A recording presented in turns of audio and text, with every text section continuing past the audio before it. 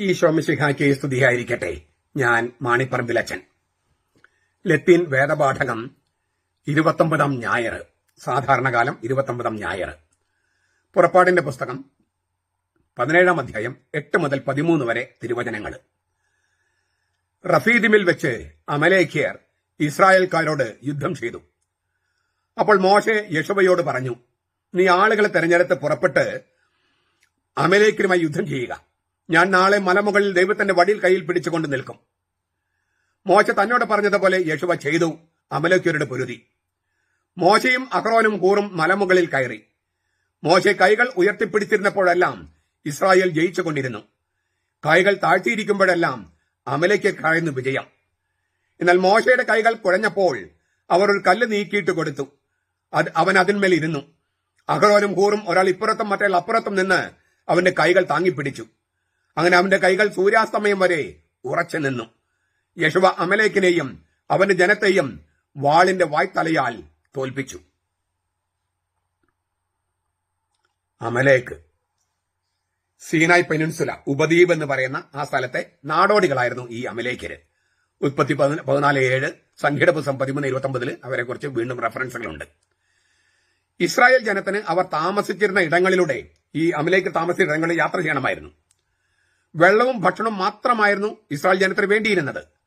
എന്നാൽ അമലേക്കര് പിന്നിൽ നിന്ന് ആക്രമണം അഴിച്ചുവിട്ടു. നിയമാവർത്തന പുസ്തകം 25:17-19 കാണാം. അവരുടെ നാട്ടിലൊന്നും കടന്നു പോകണം പറഞ്ഞു, വെള്ളവും ഭക്ഷണവും വേണമെന്നും പറഞ്ഞു. അതിന് പകരം അമലേക്കര് ഇസ്രായേൽക്കാരെ പിന്നിൽ നിന്ന് ആക്രമിച്ചു. നമ്മുടെ ഈ ഹമാസ് ഇസ്രായേലിനെ പോയി ആക്രമിച്ചില്ലേ? അതാരും പറഞ്ഞില്ല. ഇസ്രായേൽ ഹമാസിനെതിരെ യുദ്ധം ചെയ്യുന്നവരാണ്. അതല്ല ഉണ്ടായത്. ഹമാസ് ഇപ്പൊ സ്വന്തം ആളുകളെ കൊല്ലുകയാണ്. ഹമാസ് ഈ ഇസ്രായേൽക്കാരെ പോയി ഇല്ലേ, എത്ര പേരാണ് അവർ കൊന്നു കളഞ്ഞത്? എത്ര പേരാണ് ബന്ദികളായിട്ട് കൊണ്ടുപോയത്? എത്ര പേരാണ് ബന്ദികളായിരിക്കുന്ന സമയത്ത് കൊന്നു കളഞ്ഞത്?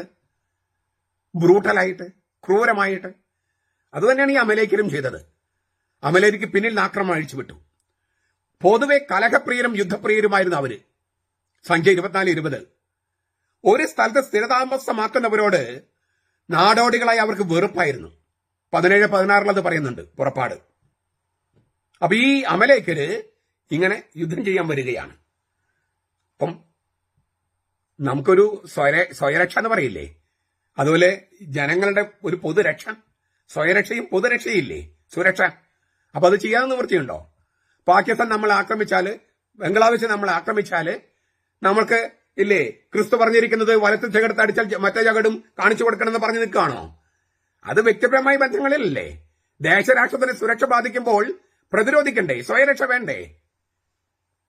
യുദ്ധത്തിന് കത്തോലിക്ക സഭ ചില സമയത്ത് അനുകൂലം ആകുന്നതിന് കാരണം ഒരാളുടെ അസ്തിത്വം അനേകർക്ക് അപകടമാകുന്നെങ്കിൽ ലെസർ ഈവിള് അത് തെരഞ്ഞെടുക്കണമെന്നാണ്. 2 തിന്മകള്, ഒരാളുടെ ജീവൻ, അനേകം പേരുടെ ജീവൻ.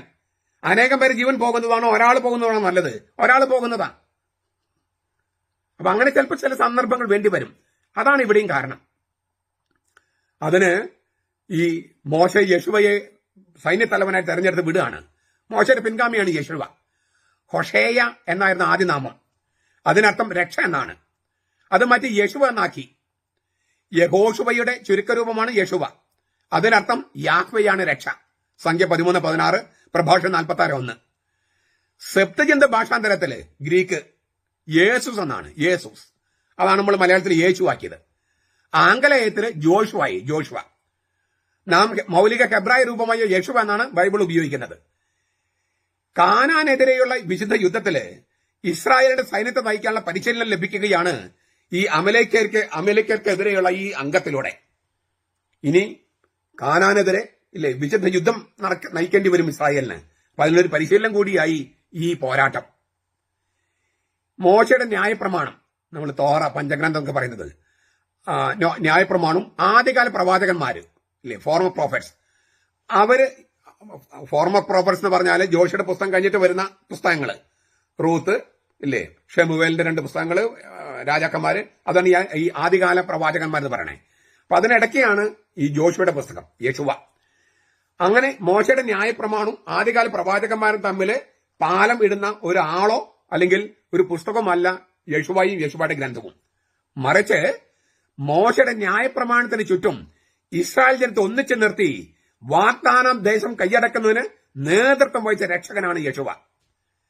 മനുഷ്യവംശത്തെ മൊത്തത്തിൽ രക്ഷിക്കാനും യഥാർത്ഥ വാഗ്ദാന ദേശമായി സ്വർഗത്തിലേക്ക് കൊണ്ടുപോകാനും വന്ന ഏക മധ്യസ്ഥനും ഏക രക്ഷകനും ഇതേ പേരാണ് കിട്ടിയത്, യേശുവ, യേശു. സുറിയാനിയില് ഈശോ.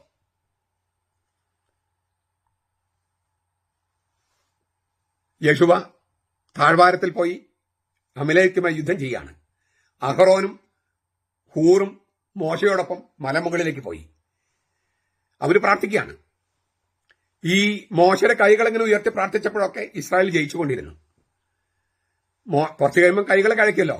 ഇപ്പൊ നമുക്കൊരു കൊന്തയുടെ 2 രഹസ്യം അങ്ങനെ ഉയർത്തിപ്പിടിക്കാൻ പാടാണ്. ഒരു കരുണക്കൊന്ന മുഴുവൻ ഉയർത്തിപ്പിടിക്കാൻ ഇച്ചിരി പാടാണ്. അപ്പോ കുറെ നേരം ഉയർത്തിപ്പിടിക്കണമെങ്കിൽ ചിലർക്ക് ഒരു കൊന്ത മുഴുവൻ ഉയർത്തിപ്പിടിക്കുന്നവരുണ്ട്. ഞാൻ ചില ദിവസങ്ങളൊക്കെ അങ്ങനെ ചൊല്ലാറുണ്ട്, എല്ലാ ദിവസവും ഇല്ല. അപ്പോ കുറച്ച് കഴിയുമ്പോൾ കൈകൾ കഴിച്ചു. അപ്പൊ മോശ കൈകൾ താഴോട്ട് ഇട്ടു. അപ്പോൾ അമലേക്കർക്കാണ് വിജയം. അപ്പൊ മോശയ്ക്ക് കാര്യം മനസ്സിലായി. എന്താണ്? ദൈവത്തിങ്കിലേക്ക് കൈകൾ ഉയർത്തി നിന്നാലേ വിജയം വരിക്കാൻ പറ്റൂ. കാരണം വിജയം ദൈവത്തിന്റെയാണ്. വിജയം ദൈവത്തിന്റെയാണ്. നമ്മൾ പോരാടണം, പക്ഷെ വിജയം നൽകുന്നത് കർത്താവാണ്. അപ്പോൾ എന്താ ഒരു മാർഗം? അഹറോനും ഹൂറും ഒരു കല്ലെടുത്തിട്ട് കൊടുത്തു. മോശ അതിലിരുന്നു. അഹറോനും ഹൂറും അപ്പുറത്തും ഇപ്പുറത്തും ഈ കൈകൾ ഉയർത്തിപ്പിടിച്ചു മോശയുടെ. വേറെ ആൾക്കാർ ഉയർത്തിപ്പിടിച്ചാലും കൈകൾ ഉയർത്തിപ്പിടിച്ചാലും ഈ കഴപ്പ് ഉണ്ടാവില്ലേ? ആ കഴപ്പുണ്ടാവും. ഹൂർ എന്ന് പറയുന്നത് യഹൂദ ഗോത്രത്തിൽ നിന്നുള്ള ഒരാളാണ്. ഇദ്ദേഹത്തിന്റെ പേരക്കുട്ടിയായ ബത്സലേലാണ് മരുഭൂമിയിൽ സഞ്ചരിക്കുന്ന ദൈവസാന്നിധ്യമായ സാക്ഷികൂടാരത്തിന്റെ പ്രധാന ശില്പിയായിരുന്നേ. അത് പുറപ്പാട് 31:1-11 പറയുന്നുണ്ട്. ഇദ്ദേഹത്തിന്റെ പേരക്കുട്ടി ബത്സലേൽ എന്ന് പറയുന്ന ഒരാള്, അദ്ദേഹമാണ് ഈ സാക്ഷികൂടാരുണ്ടല്ലോ, ഈ ദ ടെന്റ് ഓഫ് ടെസ്റ്റിമണി, അതിന്റെ പ്രധാന ശില്പിയായിരുന്നു. യഹൂദ പാരമ്പര്യം അനുസരിച്ച് മിറിയാമിന്റെ ഭർത്താവാണ് ഹൂർ. മിറിയാം എന്ന് പറഞ്ഞ മോശയുടെ പെങ്ങള്. അത് യഹൂദ പാരമ്പര്യമാണ്. ഇങ്ങനെ കൈകൾ ഉയർത്തിപ്പിടിച്ചിരിക്കുകയാണ് ഹൂറും അഹ്റോനും. യുദ്ധം തീരുന്ന സമയം വരെ അഹ്റോനും ഹൂറും മോശയുടെ കൈകൾ ഉയർത്തിപ്പിടിക്കുക. മോശയുടെ ഉയർന്നു നിന്ന കൈകളിലൂടെയാണ് ദൈവത്തിന്റെ ശക്തി യോദ്ധാക്കളിലേക്ക് പ്രവഹിച്ചത്. അതിനാൽ ദൈവത്തിന്റെ ശക്തിയുടെ പ്രതീകമാണ് മോശ ഉയർത്തിപ്പിടിച്ചിരുന്ന കൈകളും ആ കയ്യിലുള്ള വടിയോ കൊടിയോ കയ്യിലെടുത്ത് മലയിൽ ഉയർത്തിപ്പിടിക്കുന്നത് എല്ലാവരും യുദ്ധരംഗത്തേക്ക് വരാനുള്ള ആഹ്വാനമാണ്, യുദ്ധം ചെയ്യാനുള്ള ആഹ്വാനമാണ്. യെശയ്യാ 5:26 കാണാം. ഇവിടെ ദൈവത്തിന്റെ വടിയാണ് മോശ ഉയർത്തിപ്പിടിക്കുന്നത്. അതായത് ദൈവത്തെയാണ് മോശ യുദ്ധരംഗത്തേക്ക് വരാൻ ക്ഷണിക്കുന്നത്. ദൈവത്തിന്റെ വടി ഉയർന്നു നിൽക്കുന്ന നേരം മുഴുവൻ ദൈവം യുദ്ധരംഗത്ത് സന്നിഹിതനാണെന്ന് ചുരുക്കം. ഞാൻ പറഞ്ഞാൽ അർത്ഥം മനസ്സിലായോ? ദൈവത്തിന്റെ വടിയാണ് മോശ ഉയർത്തിപ്പിടിച്ചിരിക്കുന്നത്. അതായത് യുദ്ധരംഗത്തേക്ക് ദൈവത്തെ ക്ഷണിക്കുകയാണ് മോശെ. ഇങ്ങനെ ദൈവത്തിന്റെ വടി മലമുകൾ ഉയർന്നു നിൽക്കുന്ന നേരം മുഴുവൻ ദൈവം യുദ്ധരംഗത്ത് സന്നിഹിതനാണ്. അതേസമയം പ്രാർത്ഥനയുടെ അടയാളമാണ്, ശരീരഭാഷയാണ് ഈ കൈകൾ ഉയർത്തിപ്പിടിക്കുന്നതും വടി പിടിക്കുന്നതും. ഉയർന്നു നിൽക്കുന്ന കൈകള്. പ്രാർത്ഥന എന്നത് മനസ്സ് ദൈവത്തെങ്കിൽ ഉയർത്തുന്നത് മാത്രമല്ല, ശരീരം കൂടെ പ്രാർത്ഥിക്കേണ്ടതുണ്ട്. ശരീരം ദൈവത്തെങ്കിലേക്ക് ഉയർത്തപ്പെടണം. കൈകൾ ഉയർത്തിപ്പിടിക്കുന്നത് പ്രാർത്ഥനയാണ്. പുറപ്പാട് 9:33, 1 രാജാക്കന്മാർ 8:22, സങ്കീർത്തനം 44:20. ഇതുകൊണ്ടാണ് കുർബാനയ്ക്കിടയിൽ വൈദികൻ കൈകൾ ഉയർത്തിപ്പിടിച്ച് പ്രാർത്ഥിക്കുന്നത്. ദൈവത്തിന്റെ വടി ഇല്ലേ, ദൈവത്തിന്റെ പരിശുദ്ധാത്മാവ് എഴുന്നള്ളി വരട്ടെ എന്ന് എന്റെ കൈകളിലേക്ക് ഇറങ്ങി വരാനാണ്, എന്റെ കൈകൾ വഴി കുർബാന പൂർത്തിയാകാൻ നിങ്ങൾ എനിക്ക് വേണ്ടി പ്രാർത്ഥിക്കുന്നൊക്കെ പറയുന്നത്. എന്തൊരു ദൈവശാസ്ത്രമാണത്! കുർബാനയുടെ ദൈവശാസ്ത്രവുമായിട്ട് ബന്ധപ്പെട്ട് കിടക്കാണ് ഇവിടെ. മോശ ദൈവത്തിന്റെ വടി കയ്യിലെടുത്ത് ഉയർത്തിപ്പിടിച്ചപ്പോഴാണ് യാഹ്വേ ഇസ്രായേൽക്കരെ ഈജിപ്തിലെ ശത്രുക്കളിൽ നിന്ന് മോചിപ്പിച്ചത്. അത് പുറപ്പാട് 14:16 പറയുന്നുണ്ട്. 14:16 21:2, 26 മോശ ദൈവത്തിന്റെ വടി കയ്യിലെടുത്ത് ഉയർത്തിപ്പിടിച്ചപ്പോൾ യാഹ്വേ ഇസ്രായേൽക്കാരെ ഈജിപ്തിലെ ശത്രുക്കളിൽ നിന്ന് മോചിപ്പിച്ചു. ഞാൻ പറഞ്ഞല്ലോ, കൈകൾ ഉയർത്തിപ്പിടിക്കുമ്പോൾ ഉണ്ടാകുന്ന കഴപ്പ് അത് പ്രാർത്ഥനയാണ്. മുട്ടുകുത്തി പ്രാർത്ഥിക്കുമ്പോൾ ഉണ്ടാകുന്ന വേദന അത് പ്രാർത്ഥനയാണ്. ശരീരം കൊണ്ടുള്ള ഇത്തരം പ്രാർത്ഥനകൾക്ക് പ്രാധാന്യം കൊടുക്കാതെ വരുമ്പോഴാണ് യോഗാസനം തുടങ്ങിയ രീതികളിലേക്ക് ചിലർക്ക് വഴുതി വീഴുന്നത്. പല ക്രൈസ്തവ ആത്മീയ ഗുരുക്കന്മാരും ധ്യാന സമയത്ത് സുഖപ്രദമായ ശരീരഭാഷ സ്വീകരിക്കാൻ ആവശ്യപ്പെടുന്നു. Comfortable position. സുഖപ്രദമായ ശരീരഭാഷ ഉറങ്ങാനുള്ളതാ, പ്രാർത്ഥിക്കാനുള്ളതല്ല. ആത്മീയ ഗുരുക്കന്മാർക്ക് ചിലപ്പോൾ പ്രാർത്ഥന എന്തെന്ന് അറിയില്ല. ഫലവത്താകണമെങ്കിൽ പ്രാർത്ഥനയാകുന്ന കഷായത്തില് നമ്മുടെ വേദനയാകുന്ന മേമ്പൊടി ചേർക്കേണ്ടതുണ്ട്. അതുകൊണ്ട് ഞാൻ പലപ്പോഴും പറയുന്ന ഒരു വചനം ഒന്ന് ധ്യാനങ്ങൾ പറയുന്ന കാര്യം ഞാനൊന്ന് ആവർത്തിക്കുകയാണ്. കഴിഞ്ഞ ആഴ്ചയിൽ ഞാൻ ധ്യാനിപ്പിക്കാൻ പോയപ്പോഴും പറഞ്ഞ കാര്യം ഞാൻ ആവർത്തിക്കുക. When you raise your hands to pray, the hands should grow weary, and in weariness God comes down to you. നിങ്ങൾ പ്രാർത്ഥിക്കാനായി കൈകൾ ഉയർത്തിപ്പിടിക്കുമ്പോൾ ആ കൈകൾ കഴച്ച് കുഴഞ്ഞ് വീഴണം. അതില് ദൈവം ഇറങ്ങി വരും. അതാണ് ദൈവത്തിന്റെ ശീലം. When you kneel down to pray, your knees should bleed blood, and in that bloodshed God comes down to you, because that is his habit. നിങ്ങൾ പ്രാർത്ഥിക്കാനായി മുട്ടുകുത്തുമ്പോൾ ആ മുട്ടുകൾ പൊട്ടി ചോരയൊലിക്കണം. ആ രക്തച്ചൊരിച്ചിലിൽ കർത്താവ് നിങ്ങളിലേക്ക് ഇറങ്ങി വരും. കർത്താവിന്റെ ശീലം അതാണ്. നമ്മുടെ മുട്ടുകളിലൊക്കെ തഴമ്പില്ലേ? മുട്ടുകുത്താൻ പ്രാർത്ഥിച്ച തഴമ്പ് നമ്മുടെ മുട്ടിലൊക്കെ ഇല്ലേ? ക്രിസ്ത്യാനികൾ മുട്ടുകളിൽ തഴമ്പുണ്ടാകും, ഉണ്ടാകേണ്ടതാണ്. ജനം മുഴുവൻ രാത്രി ശാന്തമായി ഉറങ്ങുമ്പോൾ അവർക്ക് വേണ്ടി ഉണർന്നിരുന്ന് കൈകൾ ഉയർത്തി പ്രാർത്ഥിക്കാൻ വേണ്ടിയാണ് സന്യാസം ആരംഭിച്ചത്. ദൈവത്തിന്റെ വടിയുമായി മെത്രാന്മാരും വൈദികരും സന്യാസികളും കൈകൾ ഉയർത്തിപ്പിടിക്കുകയാണ്. ദൈവത്തിന്റെ സുരക്ഷ തങ്ങളുടെ ജനങ്ങൾക്ക്, അൽമായർക്ക് കിട്ടാൻ വേണ്ടി. അതിനാണ് സന്യാസം, അതിനാണ് വൈദിക വൃത്തി. ജനം മുഴുവൻ രാത്രി ശാന്തമായി ഉറങ്ങാൻ അവർക്ക് വേണ്ടി ഉണർന്നിരുന്ന് കൈകൾ ഉയർത്തി പ്രാർത്ഥിക്കാൻ വേണ്ടിയാണ് സന്യാസം, പൗരോഹിത്യം, മെത്രാൻ പട്ടം. ദൈവത്തിന്റെ വടിയുമായി മലമുകളിൽ ഉയർന്നു നിൽക്കാൻ, ദൈവത്തിന്റെ വടിയുമായി കൈകൾ ഉയർത്തിപ്പിടിക്കാൻ, അതിനാണ് മെത്രാൻ സ്ഥാനം. ഇത്തരമൊരു ശക്തി, ഇതൊക്കെ വെറും ആലങ്കാരികമാണ് എന്ന് വിചാരിക്കരുത്. ഇതൊക്കെ നമ്മുടെ അനുഭവമാണ്, നിങ്ങളുടെയും അനുഭവമാണ്. ഒരുപക്ഷെ പ്രാർത്ഥന തീവ്രതയിൽ മെത്രാന്മാരെക്കാൾ വൈദികരെക്കാൾ അൽമായർക്കാണ് അത് കൂടുക. കാരണം അപ്പനെക്കുറിച്ച്, അമ്മയെക്കുറിച്ച്, മക്കളെക്കുറിച്ച്, പേരക്കിടാങ്ങളെക്കുറിച്ച്, പണത്തെക്കുറിച്ച് നൂറായിരം പ്രശ്നങ്ങളാണ്. അപ്പൊ ഇതെല്ലാം നമ്മുടെ പ്രാർത്ഥനയുടെ ഈ തീക്ഷ്ണതയെ, തീവ്രതയെ കുറച്ചുകൂടി തീക്ഷ്ണതയെ തീവ്രമാക്കും. അതെല്ലാം കർത്താവിന് മുമ്പിലേക്കുള്ള പ്രഷറായിട്ട്, സമ്മർദ്ദമായിട്ട് അത് ഉയരും. നമ്മുടെ കൈകൾ ഉയർത്തിപ്പിടിക്കുന്നത്, മുട്ടുകുത്തുന്നത്, അതെല്ലാം പ്രാർത്ഥനയായിട്ട് മാറും. അതിനാൽ മനസ്സ്, ഹൃദയം ദൈവത്തെങ്കിലേക്ക് ഉയർത്തുന്നത് മാത്രമാണ് പ്രാർത്ഥന എന്ന് കരുതരുത്. മറിച്ച് ശരീരം കൂടി ഉയർത്തുന്നതാണ്. അതിന് കൈകൾ ഉയർത്താം, മുട്ടുകുത്തണം. ഉറക്കം വരുന്നെങ്കിൽ മുട്ടുകുത്തി കൈകൾ വിരിച്ചു പിടിച്ചു നിൽക്കണം. പള്ളിയകത്ത് ഉറങ്ങുന്ന ഒരു പരിപാടി ഉണ്ടാകാൻ പാടില്ല. പള്ളിയിൽ ഉറങ്ങാൻ പാടില്ല. അത് നിർത്തലാക്കണം. അതൊരു തെറ്റായ രീതിയാണ്. അതിനാൽ ഈ പ്രാർത്ഥന എന്ന് പറഞ്ഞാൽ ഈ തരത്തിലുള്ള ഇല്ലേ, ഇത് ഈ കൈകൾ ഉയർത്തിപ്പിടിക്കുന്നതിന് ഞാൻ രണ്ടർത്ഥം പ്രധാനമായിട്ട് പറഞ്ഞു. പ്രാർത്ഥന മാത്രമല്ല, ദൈവത്തെ യുദ്ധരംഗത്തേക്ക് ക്ഷണിക്കുകയാണ്. അങ്ങനെ ദൈവം വരാൻ ദൈവത്തിന് കൊടുക്കുന്ന ക്ഷണമാണിത്, ആഹ്വാനമാണിത്. അതും പ്രാർത്ഥനയും, അത് രണ്ടും ഒരേ സമയത്ത് പോകുമ്പോൾ എല്ലാ യുദ്ധങ്ങളിലും നമ്മൾ ജയിച്ചുകൊണ്ടിരിക്കും. ഒരു സംശയം വേണ്ട. നമുക്ക് ഉള്ളിലും നമുക്ക് ചുറ്റിലും നമുക്ക് പുറത്തും ശത്രുക്കളുണ്ട്. ഈ അമലേക്കരെ പോലെ ശത്രുക്കള്, നമ്മളെ പിന്നിൽ നിന്ന് ആക്രമിക്കുന്നവര്, പതിയിരുന്ന് ആക്രമിക്കുന്നവര്, അവരെ ചെറുത്ത് തോൽപ്പിക്കാൻ നമ്മുടെ കയ്യിലുള്ളത് ദൈവത്തിന്റെ വടിയാണ്. ദൈവത്തിന്റെ സാന്നിധ്യവും ദൈവത്തോട് നമ്മുടെ പ്രാർത്ഥനയും. അതിൽ നമുക്ക് അഭയം തേടാം. കർത്താവ് നമ്മുടെ കൂടെ വരട്ടെ. നമ്മുടെ കർത്താവ് ഈശോ മിശിഹായുടെ കൃപയും പിതാവായ ദൈവത്തിന്റെ സ്നേഹവും പരിശുദ്ധാത്മാവിന്റെ സഹവാസവും നാം എല്ലാവരോടും കൂടി ഉണ്ടായിരിക്കട്ടെ, ഇപ്പോഴും എപ്പോഴും എന്നേക്കും. ആമേൻ. ഈശോ മിശിഹായ്ക്ക് സ്തുതിയായിരിക്കട്ടെ. ഞാൻ മാണിപ്പറമ്പിലച്ചൻ. തോറ്റവർ ജയിച്ചവരെ ആക്രമിക്കരുത്. മുനമ്പത്ത് തോറ്റു പള്ളുരുത്തിയിൽ ആക്രമിക്കാം എന്ന നിലപാട് ശരിയല്ല. പള്ളുരുത്തിയിലെ സെന്റ് റീത്ത സ്കൂളിലെ വിഷയം നിങ്ങൾക്ക് ആവശ്യത്തിലേറെ വീഡിയോകൾ നിങ്ങൾ കണ്ടു. അതെല്ലാം ചർച്ചാ വിഷയമായിട്ടുണ്ട്. ഇനിയും ഒരു വീഡിയോയ്ക്ക് വാസ്തവത്തിൽ സ്പേസ് ഇല്ല എന്നെനിക്ക് തോന്നി. എങ്കിലും ഇക്കാര്യത്തിൽ എനിക്ക് ചില കാര്യങ്ങൾ പറയാനുണ്ട്. നിങ്ങൾ ഇഷ്ടമുണ്ടെങ്കിൽ കേട്ടാൽ മതി. പ്രത്യേകിച്ച് ഇതിന്റെ അവസാന ഭാഗത്ത് ചില കാര്യങ്ങൾ എനിക്ക് പറഞ്ഞിട്ടുണ്ട്. അതുകൊണ്ട് അത് നിങ്ങൾ വിട്ടുപോകരുത് എന്നാണ് എന്റെ അപേക്ഷ. ജയിച്ചവർ തോറ്റവരെ കളിയാക്കരുത് എന്നൊരു കുട്ടി കളിയുടെ നിയമങ്ങളുടെ വ്യവസ്ഥ എഴുതിയപ്പോൾ എഴുതി. അത് നമ്മുടെ നാട്ടിൽ ഗംഭീരമായിട്ട് ആഘോഷിക്കപ്പെടുകയും ചെയ്തു. വേണ്ടത് തന്നെ. അതേസമയം ഒരു വ്യവസ്ഥ കൂടി അതിൽ വേണ്ടിയിരുന്നു എന്ന് എനിക്ക് തോന്നുകയാണ്. തോറ്റവർ ജയിച്ചവരെ ആക്രമിക്കരുത്. ജയിച്ചവർ തോറ്റവരെ കളിയാക്കരുത്. നല്ല നിയമം. ആ കുട്ടി എഴുതിയത് വളരെ ഗംഭീരം. പക്ഷേ തോറ്റവർ ജയിച്ചവരെ ആക്രമിക്കരുത് എന്നുകൂടി അതിനകത്ത് വേണം.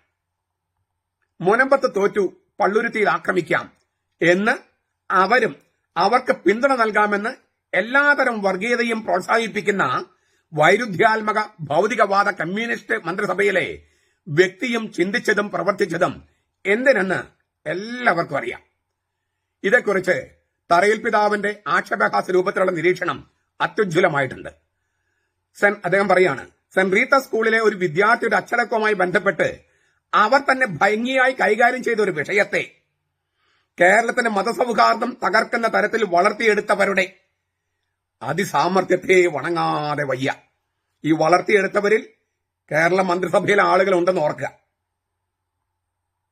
നിസ്കാരമുറി, പള്ളിമറ്റയാക്രമണം, ഹിജാബ് വസ്ത്രം, ഇങ്ങനെ കേരളത്തെയും വിദ്യാലയങ്ങളെയും മതഭ്രാന്തന്റെ പരീക്ഷണശാലയാക്കാൻ ശ്രമിക്കുന്നവർക്ക് പിന്തുണയുമായി വന്നത് കേരളത്തിലെ കമ്മ്യൂണിസ്റ്റ് മന്ത്രിയാണെന്നത് വിശ്വസിക്കാൻ കഴിയാതെ നിൽക്കുകയാണ് സാക്ഷാൽ കമ്മ്യൂണിസ്റ്റുകൾ പോലും. എങ്കിലും നാം വിചാരിക്കുന്ന അത്ര ഞെട്ടൽ അവർക്കില്ല. നിയമസഭയിൽ മേശപ്പുറത്ത് അതിക്രമിച്ച് കയറി സകലമാന ഉപകരണങ്ങൾ നശിപ്പിച്ച് ഇങ്ങനെയാണ് മാന്യമായി മര്യാദയായി പെരുമാറേണ്ടതെന്ന് ഈ ലോകത്തെ കുട്ടികളെ മുഴുവൻ പഠിപ്പിച്ച മാന്യദേഹത്തിൽ നിന്ന് ഇതല്ല ഇതിനപ്പുറവും പ്രതീക്ഷിച്ചിരിക്കുകയായിരുന്നു. ഇത്തവണ മാർക്സിസ്റ്റ് പാർട്ടിയെ തോൽപ്പിക്കാൻ BJP ശ്രമിക്കും എന്ന് ആരും കരുതുന്നില്ല. മറിച്ച് അതിന് ജയിപ്പിക്കാൻ ശ്രമിക്കുമെന്നാണ് പറയണേ. അതായത് കോൺഗ്രസ് വരാതിരിക്കാൻ വേണ്ടി. പക്ഷേ കമ്മ്യൂണിസ്റ്റുകാർ ജയിക്കില്ലെന്നൊരു തോന്നൽ എനിക്കുണ്ട്. അത് BJPക്കാർ തോൽപ്പിക്കാൻ ശ്രമിക്കുന്നത് കൊണ്ടല്ല. യഥാർത്ഥ കമ്മ്യൂണിസ്റ്റുകാർ ഇത്തവണ കമ്മ്യൂണിസ്റ്റ് പാർട്ടിക്ക് വോട്ട് ചെയ്യാൻ സാധ്യതയില്ല. എന്തുകൊണ്ട്? ഇതുപോലെ കമ്മ്യൂണിസത്തെ വർഗീയ പാർട്ടിയാക്കി മാറ്റിയ മറ്റൊരു കാലം ലോകത്തുണ്ടായിട്ടില്ല. മുനമ്പത്ത് തോറ്റു. പക്ഷെ തോറ്റത് വഖഫുകാരല്ല, ഇടതും വലതുമാണ്. പ്രത്യേകിച്ചും ഇടത്. വഖഫ് പ്രതിനിധാനം ചെയ്യുന്ന വോട്ട് ബാങ്ക് പോകുമോ എന്ന പേടി. അപ്പോഴാണ് ഏതാണ്ട് അതേ ഭൂമിശാസ്ത്ര പരിസരത്ത് ഹിജാബ് വിഷയം വീണ് കിട്ടിയത്. അല്ല, മനഃപൂർവ്വം ഉണ്ടാക്കിയെടുത്തത്. ഇതിൽ പിടിച്ചു കയറിയാൽ ആ വോട്ട് ബാങ്ക് നിലനിർത്താമെന്ന് വിചാരിച്ചു. അത് ഒന്നാമത്തെ ചിന്ത. അതിൽ അവർ വിജയിച്ചു. ആ വോട്ട് ബാങ്കിന് പ്രീതിപ്പെടുത്താൻ കഴിഞ്ഞു. മതേതരത്വം പറഞ്ഞുകൊണ്ടിരിക്കുന്നതിനേക്കാൾ അവരുടെ വോട്ട് കിട്ടാൻ എളുപ്പം വർഗീയമായി ഭിന്നിപ്പിക്കുകയാണെന്ന് അവർ ഊഹിച്ചു. അത് ശരിയായി. അല്ലെങ്കിൽ ഊഹിക്കുകയല്ല, ആസൂത്രണം ചെയ്തു. മതേതര പാർട്ടികളെല്ലാം വർഗീയ പാർട്ടികളായി മാറിയിട്ട് സംവത്സരങ്ങൾ എത്രയോ പിന്നിട്ടിരിക്കുന്നു. നമ്മളത് തിരിച്ചറിയുന്നില്ലെന്ന് മാത്രം. ഈ മതേതര പാർട്ടികളെല്ലാം വർഗീയ പാർട്ടികളായി മാറിയിട്ട് വത്സരങ്ങളായി.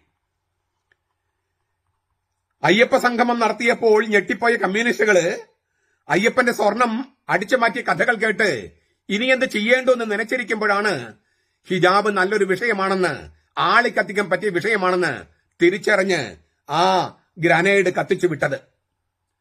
മാത്രമല്ല, ഗൗരവമേറിയ പല അഴിമതികളിൽ നിന്നും പൊതുജനത്തിന്റെ മനസ്സ് വഴിതിരിച്ചു വിടാൻ അത് ഉപകരിക്കുമെന്ന് അവർക്കറിയാം. അതുകൊണ്ടാണ് EDയുടെ സമൻസ്, അയ്യപ്പന്റെ സ്വർണം, ഇങ്ങനെ നിരവധി കാര്യങ്ങൾ നിൽക്കുമ്പോൾ ഒരു സ്ഥലത്ത് MP ആക്രമിക്കുക, മറുവശത്ത് ഹിജാബ് വിഷയം കത്തിച്ചു വിടുക. പ്രശ്നം പരിഹരിച്ചിട്ടും മന്ത്രിയുടെ ഓഫീസിൽ പിന്നെയും ഇടപെട്ടത് തന്നെ അതിന് തെളിവ്. അപ്പോ ശരിക്കും പറഞ്ഞാൽ ഇപ്പൊ നമ്മുടെ ഈ വീഡിയോ പോലും ഈ മന്ത്രി വിജയിച്ചതിന്റെ തെളിവാണ്. കാരണം നമ്മളത് ചർച്ച ചെയ്യുന്നു.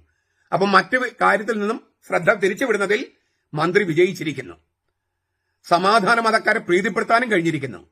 അങ്ങനെ അവരുമായി സഖ്യത്തിലായി വോട്ട് കിട്ടാനുള്ള തന്ത്രങ്ങളിൽ മന്ത്രി വിജയിച്ചിരിക്കുന്നു. അതിനുവേണ്ടി നിലപാടുകൾ തന്നെ തിരുത്തി. സ്കൂളിൽ നിന്നും മതം ഔട്ട് എന്ന് ഏതാനും മാസങ്ങൾക്ക് മുമ്പ് പ്രഖ്യാപിച്ച ആള് തന്നെ സ്കൂളിൽ ഒരു പ്രത്യേകതരം മതം മാത്രം അനുവദിക്കണമെന്ന കൽപ്പനയുമായി ഇറങ്ങിത്തിരിച്ചു. എന്തൊരു വിരോധാഭാസം. ഇത്തരം വിവേചനങ്ങൾ കുട്ടികളിൽ ഉണ്ടാകാതിരിക്കാനും വിവേചനത്തിന്റെ പേരിൽ കുട്ടികളുടെ ഹൃദയം മുറിപ്പെടാതിരിക്കാനും വേണ്ടിയാണ് യൂണിഫോം എന്ന ആശയം തന്നെ ക്രിസ്ത്യൻ മിഷണറിമാരും കേരള നവോത്ഥാന നായകരായ ചാവറിയച്ചനും അവതരിപ്പിച്ചത്. ആ സമത്വ ചിന്തയെയാണ് സമാധാന മതക്കാർ എതിർക്കുന്നത്. ജാതി മേൽക്കോയ്മ, പട്ടിണി, അയിത്തം ഇവ മൂലമുള്ള വിവേചനങ്ങൾ കുട്ടികളെ മുറിവേൽപ്പിച്ചിരുന്നു.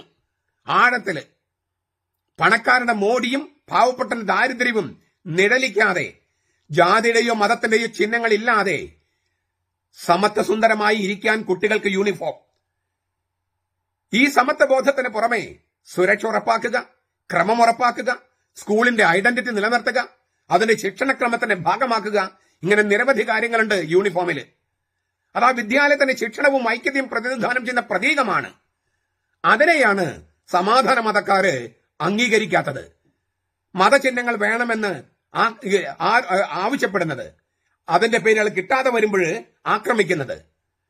ക്രിസ്തുധർമ്മം മുന്നോട്ട് വയ്ക്കുന്ന ഈ മനോഹര മൂല്യങ്ങളെയാണ് അവരാക്രമിച്ചുകൊണ്ടിരിക്കുന്നത്. അത് അവർ പതിവാക്കിയിരിക്കുന്നു. അതിന് ഒത്താശ ചെയ്യാൻ ഒരു കമ്മ്യൂണിസ്റ്റ് മന്ത്രിക്ക് എങ്ങനെ കഴിയുന്നു? ഇതാണ് നമ്മളെ അത്ഭുതപ്പെടുത്തുന്നത്. ഹിജാബ് ധരിക്കാൻ അനുവദിക്കുന്ന ക്രിസ്ത്യൻ സ്കൂളുകൾ തൊട്ടടുത്തുണ്ടെന്നാണ് ഞാൻ മനസ്സിലാക്കുന്നത്. അത് അവിടെ പോകാതെ ഇവിടെ ഈ സ്കൂളിൽ ഇത് അനുവദിക്കുന്നില്ലെന്ന് നേരത്തെ അറിഞ്ഞിട്ടും അങ്ങനെ സ്കൂളിന്റെ യൂണിഫോം എല്ലാം ഉപയോഗിച്ചു കൊള്ളാമെന്ന് എഴുതി കൊടുത്തിട്ടും അഡ്മിഷൻ എടുത്തിട്ടും കുറെ നാളുകള് ഇതൊന്നുമില്ലാതെ, അതായത് ഹിജാബ് ധരിക്കാതെ സ്കൂളിൽ പോയിട്ടും ഇപ്പോ ഹിജാബ് ധരിക്കണമെന്നുള്ളൊരു വാശിയും മറ്റു വരുന്നതിന്റെ പുറകില് വെറും മതസ്നേഹമാണെന്ന് വിശ്വസിക്കാൻ ഞങ്ങളങ്ങ് മണ്ടന്മാരാണോ? ഈ മന്ത്രി പറയുന്നത് ആ കുട്ടിക്ക് എന്തെങ്കിലും വിഷമം വന്നാൽ സ്കൂൾ അധികൃതരെ ഞാൻ ഉത്തരവാദിത്വത്തിൽ ഇല്ലേ അവരുടെ പറയിപ്പിക്കുന്ന പറയണേ. ഈ കുട്ടി ഇപ്പൊ വിഷമം അനുഭവിക്കുന്നുണ്ടെങ്കിൽ അതിന് കാരണം ഈ മന്ത്രി അടക്കം ഈ കുട്ടിയെ ഈ വിഷയത്തിന് കരുവാക്കിയവരാണ്, ഇരയാക്കിയവരാണ്, കന്യാസ്ത്രീകളല്ല. ഇങ്ങനെ സർക്കാർ തലത്തിൽ ഭരണകൂട ഭീകരത എന്ന് പറയാവുന്ന തലത്തിൽ പ്രശ്നങ്ങൾ ഉണ്ടായിട്ടും പ്രതിസന്ധി ഉണ്ടാക്കിയിട്ടും ഇത്രയും രൂക്ഷമായ പ്രശ്നത്തെ ചിരിച്ചുകൊണ്ട് നേരിടാൻ കന്യാസ്ത്രീകൾക്ക് കഴിഞ്ഞതിന്റെ കാരണം അവരിൽ പ്രവർത്തിക്കുന്ന ഈശ്വര ചൈതന്യമാണ്, ക്രിസ്തുവിന്റെ പരിശുദ്ധാത്മാവാണ്. അത് കണ്ട് അസൂയപ്പെട്ടിട്ടോ കുരുപൊട്ടിയിട്ടോ കാര്യമില്ല സമാധാന മതക്കാരെ. പരിധികളില്ലാത്ത സ്നേഹത്തിന്റെ ഉടമയും സൗമ്യനും ശാന്തനും എന്നാൽ ഉറച്ച നിലപാടിന്റെ ആൾരൂപമായ യേശു ക്രിസ്തുവിന്റെ മണവാട്ടിമാരാണവര്.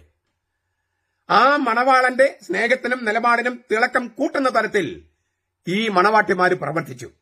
അവരെത്ര അഭിനന്ദിച്ചാലും മതിയാകില്ല. വാസുൽ, എന്റെ ഈ വീഡിയോയുടെ ലക്ഷ്യം അതാണ്, അവരെ അഭിനന്ദിക്കുക. മതമോ ജാതിയോ വർണ്ണമോ വംശമോ ലിംഗമോ നോക്കാതെ ജനം മുഴുവൻ അവർക്ക് പിന്നിൽ, ഈ മണവാട്ടിമാർക്ക് പിന്നിൽ അണിനിരന്നു. കന്യാസ്ത്രീകൾക്ക് ഉറച്ച പിന്തുണ കൊടുത്ത കൊച്ചി രൂപതയും അഭിനന്ദനം അർഹിക്കുന്നു. മറ്റെല്ലാ ക്രൈസ്തവ സഭകളും പൊതുസമൂഹത്തെ നല്ലവരായ സകല മനുഷ്യരും അഭിനന്ദനം അർഹിക്കുന്നു. വിദ്യാർത്ഥികൾക്ക് സ്വച്ഛമായ പഠനാന്തരീക്ഷം സൃഷ്ടിക്കുകയും അറിവ് പകർന്നു കൊടുക്കുകയും സ്വഭാവ രൂപവൽക്കരണം നടത്തുകയും ചെയ്യുക എന്നതാണ് സ്കൂൾ മാനേജ്മെന്റിന്റെ അജണ്ട എന്നും ദേശരാഷ്ട്രത്തിന്റെ വളർച്ചയും സുരക്ഷയും പൗരസമൂഹത്തിന്റെ പൊതുനന്മയുമാണ് സ്കൂളും സ്കൂൾ അധികാരികളും ലക്ഷ്യമിടുന്ന രാഷ്ട്ര വ്യവഹാരമെന്നും അവിടെ കക്ഷി രാഷ്ട്രീയത്തിന് സ്ഥാനമില്ലെന്നും കന്യാസ്ത്രീമാരും കൊച്ചി രൂപതയും അതിന് ബന്ധപ്പെട്ട ആളുകളും വ്യക്തമാക്കി. ഇതിൽ കൂടുതൽ എന്ത് വ്യക്തമാക്കാനുണ്ട്? പക്ഷേ ഇവിടെ വേറൊരു കൂട്ടർക്ക് ഒരു ഹിഡൻ അജണ്ടയുണ്ട്, ഒരു നിഗൂഢ അജണ്ട. വന്യമൃഗങ്ങളുടെ ആക്രമണങ്ങൾ അത് തടയാൻ ശ്രമിക്കാത്ത സർക്കാർ, അതും ഒരു അജണ്ടയാണ്. അങ്ങനെ ക്രിസ്ത്യാനികൾ പലരും വിദേശത്തേക്ക് കുടിയേറി. അവരുടെ ഒഴിഞ്ഞ വീടുകൾ കേരളത്തിൽ അങ്ങോളം ഇങ്ങോളം കാണാം, കൊതിപ്പിക്കുന്ന വീടുകൾ. പക്ഷെ ചെറുപ്പക്കാരില്ല അവിടെ, പ്രായമേറിയവർ മാത്രം. അപ്പൊ കുറച്ച് കഴിയുമ്പോൾ ഈ വീടുകളെല്ലാം നമുക്ക് സ്വന്തമാക്കാം. അതിനെന്താ മാർഗം? ക്രിസ്തീയ സ്ഥാപനങ്ങൾക്ക് നുഴഞ്ഞു കയറുക, എന്നിട്ട് ഞങ്ങളാണ് ഇവിടുത്തെ ഭാവി തലമുറയെ സ്ഥാപിച്ചെടുക്കുക എന്ന് ഒരു പ്രൊപ്പഗാൻഡ ക്രിയേറ്റ് ചെയ്യുക. അങ്ങനെ അതെല്ലാം തങ്ങൾ സ്വന്തമാക്കാമെന്ന് സമാധാന മതക്കാർ വിശ്വസിക്കുന്നു, അല്ലെങ്കിൽ ചിന്തിച്ചുറപ്പിക്കുന്നു, പദ്ധതികൾ ആസൂത്രണം ചെയ്യുന്നു, നടപ്പാക്കാൻ ഒരു ശ്രമം നടത്തി നോക്കുന്നു. ക്രിസ്ത്യാനികൾ ഉപേക്ഷിച്ചു പോയ വീടുകളെല്ലാം അവർ സ്വന്തമാക്കി കഴിയുമ്പോൾ വന്യമൃഗങ്ങളെ കൊല്ലാനുള്ള സർക്കാർ തീരുമാനം എടുക്കും. അതാണ് ഞാൻ പറഞ്ഞ അജണ്ട. അതുവരെ എടുക്കില്ല. ക്രിസ്ത്യാനികൾ നാട് വിട്ട് പോകുന്നവരെ തീരുമാനം എടുക്കില്ല. ഏതായാലും ക്രിസ്ത്യാനികളെ കെട്ടുകെട്ടിക്കുക ആദ്യം, അതാണ് ഒന്നാമത്തെ അജണ്ട. ക്രിസ്ത്യാനികൾക്ക് സമുദായ ബോധമില്ലെന്നും അവരെ ആക്രമിച്ചാൽ പോലും അവർ ഒറ്റക്കെട്ടാവുകയില്ലെന്നും ആരോ നിയമോപദേശം നൽകിയെന്നും കേൾക്കുന്നു. പക്ഷേ അവർക്ക് തെറ്റിപ്പോയി. രണ്ട് കാര്യങ്ങൾ മാത്രം ഓർമ്മപ്പെടുത്താനായിട്ട് ആഗ്രഹിക്കുകയാണ്. ഒന്ന്, ഏക സത്യദൈവമായി യാഹ്വയിൽ വിശ്വസിക്കുന്നവരാണ് ക്രിസ്ത്യാനികൾ. ഏക സത്യദൈവമായി യാഹ്വയിൽ വിശ്വസിക്കുന്നവര്. അവരുടേത്, ക്രിസ്ത്യാനികളുടേത് വെറും മാനുഷികമായ ആസൂത്രണങ്ങളും പദ്ധതികളും അല്ല, ഏക സത്യദൈവമായി യാഹ്വയുടെ പദ്ധതികളാണ്. രണ്ടാമത് പറയുന്നത് ഞാൻ 2 തിരുവചനങ്ങളാണ്. ഒന്ന് വെളിപാടിന്റെ പുസ്തകം 5-ാമത്തെ അധ്യായം 6-ാമത്തെ വാക്യവും 5-ാമത്തെ വാക്യവും. സിംഹാസനത്തിന്റെയും, അതായത് ദൈവം, സിംഹാസനത്തിന്റെയും 4 ജീവികളുടെയും ഇടയിൽ നിൽക്കുന്നത് അറുക്കപ്പെട്ട കുഞ്ഞാടാണെങ്കിലും അവൻ യഹൂദ ഗോത്രത്തിലെ സിംഹവും ദാവീദിന്റെ വേരുമാണ്. ആ യഹൂദ ഗോത്രത്തിലെ സിംഹത്തെക്കുറിച്ചുള്ളതാണ് 2-ാമത്തെ വചനം. ഉൽപ്പത്തി 49:8-12. യഹൂദ, നിന്റെ സഹോദരന്മാർ നിന്നെ പുകഴ്ത്തും, നിന്റെ കൈ ശത്രുക്കളുടെ കഴുത്തിൽ പതിക്കും, നിന്റെ അപ്പന്റെ മക്കൾ നിന്റെ മുമ്പിൽ കുമ്പിടും. യഹൂദൻ സിംഹക്കുട്ടിയാണ്, എന്റെ മകനെ നീ ഇര പിടിച്ച് കയറിയിരിക്കുന്നു. അവൻ കുനിഞ്ഞ സിംഹത്തെപ്പോലെയും സിംഹിയെപ്പോലെയും പതുങ്ങിക്കിടക്കുന്നു. ആര് അവൻ എഴുന്നേൽപ്പിക്കും? അവകാശമുള്ളവൻ വരുവോളം ചെങ്കോൽ യഹൂദായിൽ നിന്നും രാജദണ്ഡ് അവന്റെ കാലുകളുടെ ഇടയിൽ നിന്നും വിട്ടുപോകയില്ല. ജനതകളുടെ അനുസരണം അവനോടായിരിക്കും. അവൻ തന്റെ ചെറുകഴുതയെ മുന്തിരിവള്ളിയിലും കഴുതക്കുട്ടിയെ വിശിഷ്ട മുന്തിരിച്ചെടിയിലും കെട്ടിയിടും. അവൻ തന്റെ ഉടുപ്പ് വീഞ്ഞിലും മേലങ്കി മുന്തിരിച്ചാറിലും കഴുകും. അവന്റെ കണ്ണുകൾ വീഞ്ഞുകൊണ്ട് ചുവന്നും അവന്റെ പല്ലുകൾ പാലുകൊണ്ട് വെളുത്തുമിരിക്കുന്നു. ഈ തിരുവചനങ്ങൾ നമ്മൾ തെളിയിച്ചു. ഉത്തരേന്ത്യയിൽ തെളിയിച്ചു, ഇപ്പോൾ ദക്ഷിണേന്ത്യയിലും തെളിയിച്ചിരിക്കുന്നു, ഇനിയും തെളിയിച്ചുകൊണ്ടിരിക്കും. ഒരു കന്യാസ്ത്രീമ പറഞ്ഞത് കൂടി ഓർമ്മപ്പെടുത്തി ഞാൻ ഉപസംഹരിക്കുകയാണ്. ക്രൈസ്തവ മാനേജ്മെന്റും സന്യസ്തരും ഇത്തിരി നിലയും വിലയും നട്ടെല്ലും വിവരവും ഉള്ളവരാണെന്ന് പൊതുസമൂഹത്തിന് മുമ്പിൽ ഒരിക്കൽ കൂടി തെളിയിക്കാൻ അവസരം തന്നതിന്, ഈ ജീവിതത്തെക്കുറിച്ച്, സന്യാസ ജീവിതത്തെക്കുറിച്ച് സംസാരിക്കാൻ ഇടം നൽകിയതിന്, ഞങ്ങൾ സ്നേഹിക്കുന്ന ക്രിസ്തുവിന് സാക്ഷ്യം വഹിക്കാൻ അവസരമൊരുക്കിയതിന് എല്ലാവർക്കും, ഞങ്ങൾ ആക്രമിക്കാൻ ഒരുങ്ങിയിരിക്കുന്നവർക്കും നന്ദി. നമ്മുടെ കർത്താവ് ഈശോ മിശിഹായുടെ കൃപയും പിതാവായ ദൈവത്തിന്റെ സ്നേഹവും പരിശുദ്ധാത്മാവിന്റെ സഹവാസവും നാം എല്ലാവരോടും കൂടി ഉണ്ടായിരിക്കട്ടെ, ഇപ്പോഴും എപ്പോഴും എന്നേക്കും. ആമേൻ. ഈശോ മിശിഹായ്ക്ക് സ്തുതിയായിരിക്കട്ടെ. ഞാൻ മാണിപ്പറമ്പിലച്ചൻ. മൊണ്ണകളായ പെണ്ണുങ്ങളും കൊമ്പുള്ള ആണുങ്ങളും,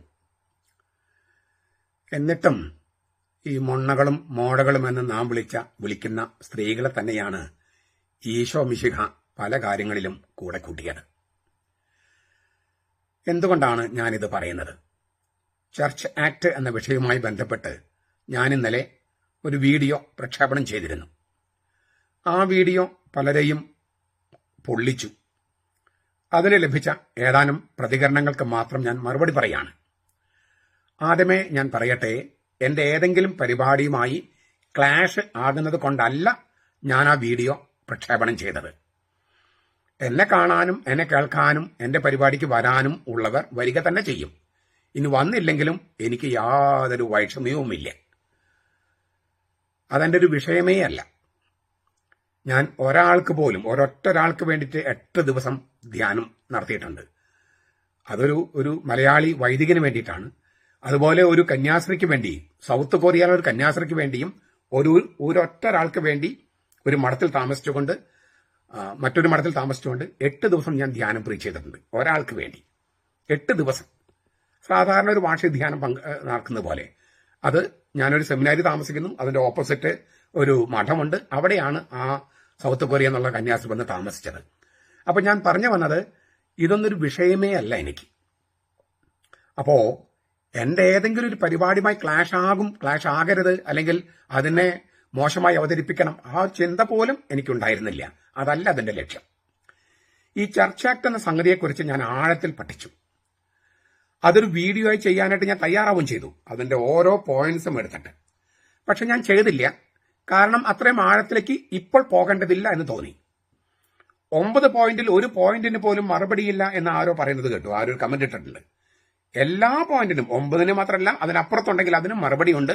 ഞാൻ തയ്യാറാക്കി വെച്ചിട്ടുണ്ട്, കൃത്യമായ മറുപടി തന്നെ. സമയമാകുമ്പോൾ അത് ചെയ്യാം. ഈ എന്റെ വീഡിയോയ്ക്കുള്ള കമന്റുകളിൽ ഒന്ന് ഇങ്ങനെയായിരുന്നു: പണ്ട് 1991 മാണിപ്പറമ്പിലച്ചൻ പറഞ്ഞത് കേട്ട് ഏതാനും മൊണ്ണകളായ സ്ത്രീകൾ വോട്ട് ചെയ്തിട്ടുണ്ടാകും. ഇപ്പൊ കാലം മാറി. അത്തരം മൊണ്ണകളും മോഴകളുമല്ല സഭയിൽ ഇപ്പോഴുള്ളത്. മാണിപ്പറമ്പിലച്ചൻ പറയുന്നത് പോലെ അനുസരിക്കാൻ. ഇതാണ് എനിക്ക് കിട്ടിയിരിക്കുന്ന, അതായത് എന്റെ വീഡിയോയ്ക്ക് പകരമായിട്ടിരിക്കുന്ന ഒരു വീഡിയോയിലെ പ്രധാനപ്പെട്ട ഒരു കണ്ടന്റ്. ചിലപ്പോൾ ശരിയായിരിക്കാം, അദ്ദേഹം പറയുന്നതൊക്കെ വലിയ ആളുകളാണ് അവര്, അപ്പൊ അദ്ദേഹം പറയുന്നതൊക്കെ ശരിയായിരിക്കാം. എങ്കിലും എനിക്ക് ഒരു കാര്യം ഓർമ്മപ്പെടുത്താനുണ്ട്. കർത്താവിനെ ഗലീലിൽ നിന്ന് അനുഗമിച്ച സ്ത്രീകള്, അവരായിരുന്നു മരണത്തിനും ഉത്ഥാനത്തിനും സാക്ഷികള്. അപ്പസ്തോലന്മാർക്ക് സാക്ഷികളാകാനായിട്ടും കർത്താവ് വിളിച്ചത് അവരെയാണ്. പുരുഷന്മാരായ മിക്ക സ്ലേഖന്മാരും ഒളിച്ചോടുകയോ തള്ളിപ്പറയുകയോ ഉപേക്ഷിക്കുകയോ ചെയ്തിട്ടും ഉപേക്ഷിക്കാതെ നിന്നത് കുരിശിന് താഴെയും കബറടത്തെങ്കിലും ഉത്ഥാനത്തിനും സാക്ഷികളായത് സ്ത്രീകളാണ്.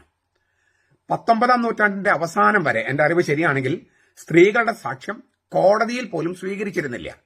കോടതിയിൽ പോലും സ്ത്രീകളുടെ സാക്ഷ്യം സ്വീകരിച്ചിരുന്നില്ല. പക്ഷേ അങ്ങനെയുള്ള സ്ത്രീകളെയാണ്, അതായത് സ്ത്രീകൾക്ക് ഒരു വില കൽപ്പിച്ചിരുന്നില്ല നമ്മുടെ സമുദായം ഈ അടുത്ത കാലം വരെ. പക്ഷെ 2000 വർഷം മുമ്പ് അങ്ങനെയുള്ള സ്ത്രീകളെയാണ് നമ്മൾ മൊണ്ണകളും മോടകളും എന്ന് വിചാരിക്കുന്ന സ്ത്രീകളെയാണ് കർത്താവ് തന്റെ അപ്പസ്തോലന്മാർക്ക് സാക്ഷികളാകാൻ, അപ്പസ്തോലന്മാർക്ക് അപ്പസ്തോലന്മാരാകാൻ തെരഞ്ഞെടുത്തത്. ഇപ്പോഴും സഭയെ ഉപേക്ഷിക്കാതെ, കർത്താവിന്റെ സഭയെ ഉപേക്ഷിക്കാതെ നിൽക്കുന്നത് സ്ത്രീകളാണ്. യൂറോപ്പിലെ പുരുഷന്മാരല്ലേ പള്ളി പോകാണ്ടായത് കൂടുതലും. സ്ത്രീകൾ എപ്പോഴും പള്ളി ഉപേക്ഷിച്ചിട്ടില്ല, കർത്താവിനെ ഉപേക്ഷിച്ചിട്ടില്ല. അതുകൊണ്ട് ഈ മൊണ്ണകളും മോഴകളുമെന്ന് നിങ്ങൾ കരുതുന്ന ആ സ്ത്രീകൾ തന്നെയാണ് കർത്താവിന്റെ ബലം, കർത്താവിന്റെ സഭയുടെ ബലം. ഒരുപക്ഷെ സ്ത്രീകൾ ശക്തി തിരിച്ചറിയാത്തതാണ് എറണാകുളത്തെ പ്രശ്നമെന്ന് എനിക്ക് തോന്നുന്നു. എറണാകുളത്തെ സുറിയാനി സഭയോടൊപ്പം നിലയുറപ്പിക്കുന്നവരുടെ നേതൃത്വം വിശ്വാസമുള്ളവരും അഴിമതിക്കും പ്രലോഭനങ്ങൾക്കും വഴങ്ങാത്തവരുമായ സ്ത്രീകളെ ഏൽപ്പിച്ചാൽ ഒരു പക്ഷേ ഈ പ്രശ്നം എളുപ്പത്തിൽ പരിഹരിക്കപ്പെടുമെന്ന് ഞാൻ വിചാരിക്കുന്നു.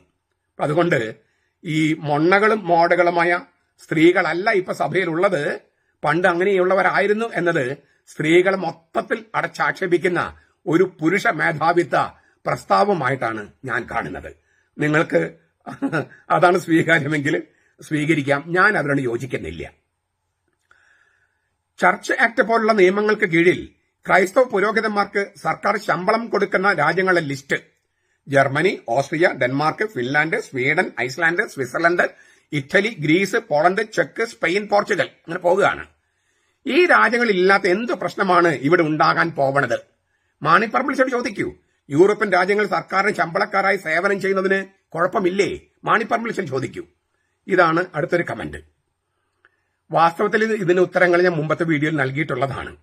ഈ മാണിപ്പറമ്പിലിന്റെ വീഡിയോസ് മുഴുവൻ കാണുകയോ ബെനഡിക്ട് മാർപ്പാപ്പയുടെ പുസ്തകങ്ങൾ മാണിപ്പറമ്പിൽ തർജ്ജമ ചെയ്തിട്ടുണ്ട്, അത് വായിക്കുകയോ ചെയ്യാതെ ഇരിക്കുന്നവരിൽ നിന്നാണ് ഇത്രയും കമന്റുകൾ വരിക, കൊമന്റ്സ് വരിക. ചുരുങ്ങിയ പക്ഷം മാണിപ്പറമ്പിലച്ചൻ ഒരു നിലപാടെടുക്കുമ്പോൾ അത് സഭയ്ക്ക് അനുകൂലമായതായിരിക്കും, സഭയ്ക്ക് എതിരായിരിക്കില്ല എന്നുള്ളൊരു സാമാന്യ ബോധമെങ്കിലും ഉള്ളവര് ഇതുപോലെ ഈ കൊമന്റ്സ് എഴുതാൻ സാധ്യതയില്ലായിരുന്നു. നിങ്ങൾ ഈ രാജ്യങ്ങളുടെ ലിസ്റ്റ് കാണുക. എല്ലാ രാജ്യങ്ങളുടെ കാര്യം എനിക്കറിയില്ല. ജർമ്മനി, ഓസ്ട്രിയ, അവിടെ സർക്കാരാണ് ശമ്പളം കൊടുക്കുന്നത് എന്ന് എനിക്കറിയാം. പോളണ്ടിൽ അങ്ങനെയല്ല എന്നാണ് എന്റെ അറിവ്. അപ്പൊ അതുകൊണ്ട് ഞാൻ പോളണ്ടിൽ കുറെ വർഷങ്ങളായി. പക്ഷെ ഞാനൊരു ഇവിടെ ബൈബിൾ കോൺഫറൻസുകളും ധ്യാനങ്ങളും അങ്ങനെയുള്ള പരിപാടികൾ നടത്താൻ വേണ്ടി വന്നിരിക്കുന്നതാണ്. ഞാനൊരു രൂപതയിൽ മാത്രം താമസക്കാരനോ ഒരു രൂപതയിൽ എൻറോൾ ചെയ്യപ്പെട്ട ആളല്ല. ഇവിടുത്തെ വിവിധ പള്ളികളിലും സ്ഥാപനങ്ങളിലും ഒക്കെ ക്ലാസ് എടുക്കാൻ വേണ്ടി എന്നെ ക്ഷണിച്ചു കൊണ്ടുവന്നിരിക്കുകയാണ്. അപ്പോൾ ഒരു സ്ഥലത്ത് മാത്രമല്ല, അനേകം സ്ഥലത്താണ്. പിന്നെ ഇവിടെ താമസിച്ചുകൊണ്ട് മറ്റനേകം രാജ്യങ്ങളിൽ ക്ലാസ് എടുക്കാൻ പോകുന്ന ഒരാളാണ് ഞാൻ. അപ്പോൾ പോളണ്ടില് ഞാനൊരു രൂപതയില് എൻറോൾ ചെയ്യപ്പെട്ട് കഴിഞ്ഞാൽ ഒരുപക്ഷെ ശമ്പളത്തിന്റെ കാര്യം അറിയാമായിരുന്നു. എനിക്കങ്ങനെ മാസ ശമ്പളം കിട്ടുന്ന ഒരാളല്ല ഞാൻ. എനിക്കങ്ങനെ പൈസ ഇല്ല താനും. എന്റെ പ്രോഗ്രാംസിന് പൈസ തരാറുണ്ട്, അല്ലാതെ എനിക്ക് എല്ലാ മാസവും പൈസ കിട്ടുന്ന ഒരാളല്ല. എനിക്ക് പൈസ തരുന്നത് സർക്കാരുമല്ല പോളണ്ടില്. അതുകൊണ്ട് പോളണ്ടിലത്തെ കാര്യം എനിക്ക് അറിഞ്ഞ ഒരു സഭയാണെന്നാണ് ഞാൻ മനസ്സിലാക്കേണ്ട, സർക്കാരല്ലെന്നാണ് എന്റെ അറിവ്. ജർമ്മനിയിലും ഓസ്ട്രിയയിലും സർക്കാരാണ് അച്ഛന്മാർക്ക് ശമ്പളം കൊടുക്കുന്നത്. അതുതന്നെയാണ് അവിടുത്തെ പ്രശ്നവും. ഇപ്പൊ നമ്മുടെ നാട്ടിൽ പള്ളികളിലൊക്കെ പള്ളികൾ അടഞ്ഞു കിടക്കുന്നു നിങ്ങൾ കേട്ടിട്ടില്ലേ? എന്താ അതിന് ശരിക്കുള്ള പ്രശ്നം എന്നറിയാമോ? ഞാൻ അത് മുമ്പ് പറഞ്ഞിട്ടുണ്ട്, പക്ഷെ ഒന്നുകൂടി ഞാൻ പറയാം. എന്താണ് അവിടെയൊക്കെ സർക്കാർ ശമ്പളം സ്വീകരിക്കും, ഇവിടെ എന്താ സ്വീകരിച്ചുകൂടെന്നാണ് ചോദിക്കുന്നത്. ഈ ദേവസ്വം ബോർഡ് പോലെയും വഖഫ് ബോർഡ് പോലെയും ആക്കിക്കൂടെ എന്നൊക്കെയാണ് ഇവർ ചോദിക്കുന്നതിന് അർത്ഥം. ചർച്ച ആക്ടുകാരും അവരറിയാൻ മുമ്പ് പറഞ്ഞിട്ടുള്ളത്, പക്ഷെ അവരറിയാത്തതുകൊണ്ട് ഞാൻ അവർക്ക് വീണ്ടും പറയാണ്. ജർമ്മനിയിലും ഓസ്ട്രിയയിലും ശമ്പളം കൊടുക്കുന്നത് സർക്കാരാണ്. അപ്പോൾ രണ്ട് കാര്യങ്ങളുണ്ട് അവിടെ. ഒന്ന്, ഈ റിലീജിയസ് ടാക്സ്, മതപരമായ നികുതി ഈടാക്കും ഗവൺമെന്റ്. ശമ്പളം കൊടുക്കുള്ളൂ ഈ അച്ഛന്മാർക്ക്, മെത്രാന്മാർക്കും. അപ്പോ ഞാൻ ദൈവത്തിൽ വിശ്വസിക്കുന്നില്ല എന്ന് എഴുതി കൊടുത്താൽ ആ ടാക്സ് കൊടുക്കണ്ട. അപ്പൊ പല ആളുകളും എന്ത് ചെയ്യും, ഞാൻ ആ ദൈവത്തിൽ വിശ്വസിക്കുന്നില്ല എന്ന് എഴുതി കൊടുക്കും. എന്തിന്?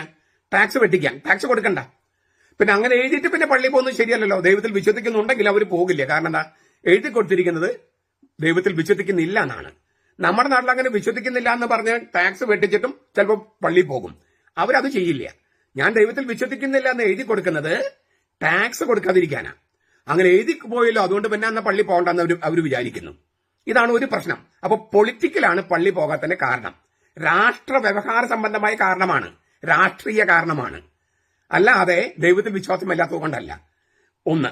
രണ്ടാമത്തെ ഒരു പ്രശ്നം എന്ന് പറയുന്നത്, ഈ സർക്കാരിന്റെ ഉദ്യോഗസ്ഥരാണ് അച്ഛന്മാരും മെത്രാന്മാരും ആകുമ്പോൾ സർക്കാർ പറയുന്ന പോലെ കാര്യങ്ങൾ ചെയ്യണ്ടേ? അബോർഷൻ വേണമെന്ന് സർക്കാർ പഠിപ്പിക്കുമ്പോൾ അച്ഛനും മെത്രാനും അത് പഠിപ്പിക്കേണ്ടി വരില്ലേ? വേണ്ടിവരും. ദയാവധം ശരിയല്ലെന്ന് സഭ പഠിപ്പിക്കുന്നു, പക്ഷെ ഇവർ സർക്കാരിന്റെ ഉദ്യോഗസ്ഥരാണ്, സർക്കാരിന് ശമ്പളം പറ്റുന്നവരാണ്. അപ്പോൾ സർക്കാർ പറഞ്ഞ് കേൾക്കേണ്ടി വരില്ലേ? ഇതാണ് പ്രശ്നം. അപ്പോൾ ബെനഡിക്ട് മാർപ്പാപ്പയായപ്പോൾ ഒരുപാട് ചർച്ചകൾ നടന്നു ജർമ്മൻ സർക്കാരുമായിട്ട്. അതായത് സർക്കാർ ശമ്പളം കൊടുക്കണ്ട, ഞങ്ങള് അതായത് സഭ കൊടുത്തോളാം, മെത്രാന്മാരുടെയും അച്ഛന്മാരുടെയും ശമ്പളം സഭ കൊടുത്തോളാം, സഭ വിശ്വാസികൾ കൊടുത്തോളാം, നിങ്ങൾ കൊടുക്കണ്ട എന്ന് പല പ്രാവശ്യം ചർച്ച ചെയ്തിട്ടും ജർമ്മൻ സർക്കാർ അത് കൂട്ടാക്കിയില്ല. എന്താ കാര്യം? ശമ്പളം കൊടുക്കുന്നത്, മെത്രാന്മാർക്ക് അച്ഛന്മാർ ശമ്പളം കൊടുക്കുന്നത് അവരെ തങ്ങളുടെ അടിമകളായി നിർത്താൻ വേണ്ടിയിട്ടാണ്. അതായത് സർക്കാരിന്റെ വിശ്വാസവിരുദ്ധ നടപടികൾ, പ്രത്യേകിച്ച് കത്തോലിക്ക വിരുദ്ധ നടപടികൾ നടപ്പാക്കാൻ വേണ്ടിയാണ് സർക്കാർ പണം കൊടുത്ത് മെത്രാന്മാരെയും വൈദികരെയും തങ്ങളുടെ അടിമകളാക്കി നിർത്തിയിരിക്കുന്നത്. ഇതുപോലെ വേണമെന്നാണോ നിങ്ങൾ പറയുന്നത്? ഇതുപോലെ വേണോ? അതുകൊണ്ട് തന്നെയാണ് ജർമ്മനിയില്, പ്രത്യേകിച്ചും ഈസ്റ്റ് ജർമ്മനിയില് ആളുകൾ പള്ളി പോകാത്തതിന്റെ കാരണം ഈ ടാക്സ് പ്രശ്നം. അതായത് ദേശരാഷ്ട്രത്തിന്റെ പ്രശ്നമാണ്, വിശ്വാസത്തിന്റെ പ്രശ്നമല്ല. പിന്നെ ഈ പറഞ്ഞതുപോലെ സർക്കാരിന്റെ അടിമകളാക്കി നിർത്തുക. സർക്കാരിന് ശമ്പളം കൊടുക്കുന്നതുകൊണ്ടാണ് പള്ളി തുറന്നിടാനായിട്ട് അച്ഛന്മാർക്ക് താല്പര്യമില്ല. കാരണം എന്താ, ഇത്ര മണിക്കൂറിനാണ് സർക്കാർ ശമ്പളം കൊടുക്കണേ. അപ്പൊ ആളുകൾക്ക് പ്രാർത്ഥിക്കണമെന്ന് തോന്നിയാലും പ്രാർത്ഥിക്കാൻ പറ്റത്തില്ല, പള്ളി തുറന്നിട്ടിട്ടില്ല. പിന്നെ പള്ളികളിൽ വിലപിടിപ്പുള്ള സാധനങ്ങൾ കളവ് പോകാതിരിക്കാനും. ഏതായാലും ഈ ഓസ്ട്രിയയിലും ജർമ്മനിയിലും ആളുകളുടെ വിശ്വാസത്തിൽ കുറവ് വന്നത് വിശ്വാസത്തെ രാഷ്ട്രീയവുമായിട്ട് കൂട്ടിയിണക്കിയത് കൊണ്ടാണ്. നമ്മുടെ നാട്ടിലും വിശ്വാസത്തെ രാഷ്ട്രീയമായിട്ട് കൂട്ടിയിണക്കി ക്രൈസ്തവ വിശ്വാസത്തിന് ക്ഷയം വരണം, അതിന് ബലഹീനത വരണം, ബലക്ഷയം വരണം എന്ന് നിങ്ങൾ ആഗ്രഹിക്കുന്നെങ്കിൽ ചർച്ചക്കായിക്കോളും. അപ്പോ കർത്താവിന്റെ സഭയെ ഒറ്റക്കൊടുക്കുന്നതിന് തുല്യമാകും. പിന്നെ ഇവിടെയൊക്കെ പറ്റുമെങ്കിൽ എന്തായി നമ്മുടെ നാട്ടിലെ കുഴപ്പം? ഈ പറഞ്ഞ രാജ്യങ്ങളുണ്ടല്ലോ, ഞങ്ങൾ കേട്ടാൽ ലിസ്റ്റിലെ എല്ലാം ക്രിസ്ത്യൻ രാജ്യങ്ങളാണ്. അവർ പള്ളി പോയാലും ഇല്ലെങ്കിലും അവിടുത്തെ സംസ്കൃതി എന്ന് പറയുന്നത്, സംസ്കാരം എന്ന് പറയുന്നത് ക്രിസ്തീയ വേരുകളാണ്. അപ്പൊ അവിടെ ഈ പള്ളി ഭരണത്തിൽ വരുന്നവര് മറ്റ് ജാതിക്കാരും മറ്റ് മതസ്ഥരൊന്നും ഇല്ല, എല്ലാവരും ക്രിസ്ത്യാനികളാണ്. അപ്പോ സർക്കാരിന്റെ കീഴിലാക്കിയാൽ പോലും എല്ലാവരും ക്രിസ്ത്യാനികളാണ്. പള്ളി പോകുന്നില്ലെങ്കിൽ പോലും അവരുടെ സംസ്കാരം ക്രിസ്തീയമാണ്. നമ്മുടെ നാട്ടിൽ അതാണ് അവസ്ഥ. നമ്മുടെ നാട്ടിൽ ചർച്ച് ആക്ട് വന്നാല് ഇപ്പൊ ഈ പറയുന്ന ഈ കൈവെട്ടുകാരും ഹിജാബുകാരും ജിഹാദികളും ഇല്ലേ, കാവ്യവസ്ത്രക്കാരും അവരും അവരുടെ ചെങ്കിടികളുമാണ് പള്ളിയിലെ ഭരണം നടത്തുക. നിങ്ങൾക്കത് വേണമെന്ന് തോന്നുന്നുണ്ടോ?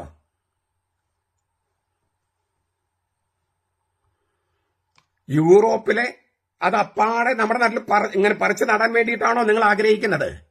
അതോ നമ്മുടെ സിസ്റ്റത്തില് നമുക്ക് പള്ളിയോഗമാണ് മുമ്പുണ്ടായിരുന്നത്, പള്ളിയോഗം. എല്ലാ കുടുംബനാഥന്മാരും, ഞാൻ അത് മുമ്പ് ഒരു വീഡിയോയിൽ പറഞ്ഞിട്ടുണ്ട്. ഇതൊന്നും കേൾക്കാത്തത് കൊണ്ടാണ് നിങ്ങളുടെ ഈ പ്രശ്നം. ചിലർ കമന്റ് ഇടുമ്പോൾ നിങ്ങൾ എല്ലാ വീഡിയോ കേൾക്കാതെ വരുമ്പോഴും ഒരു പ്രശ്നമുണ്ട്.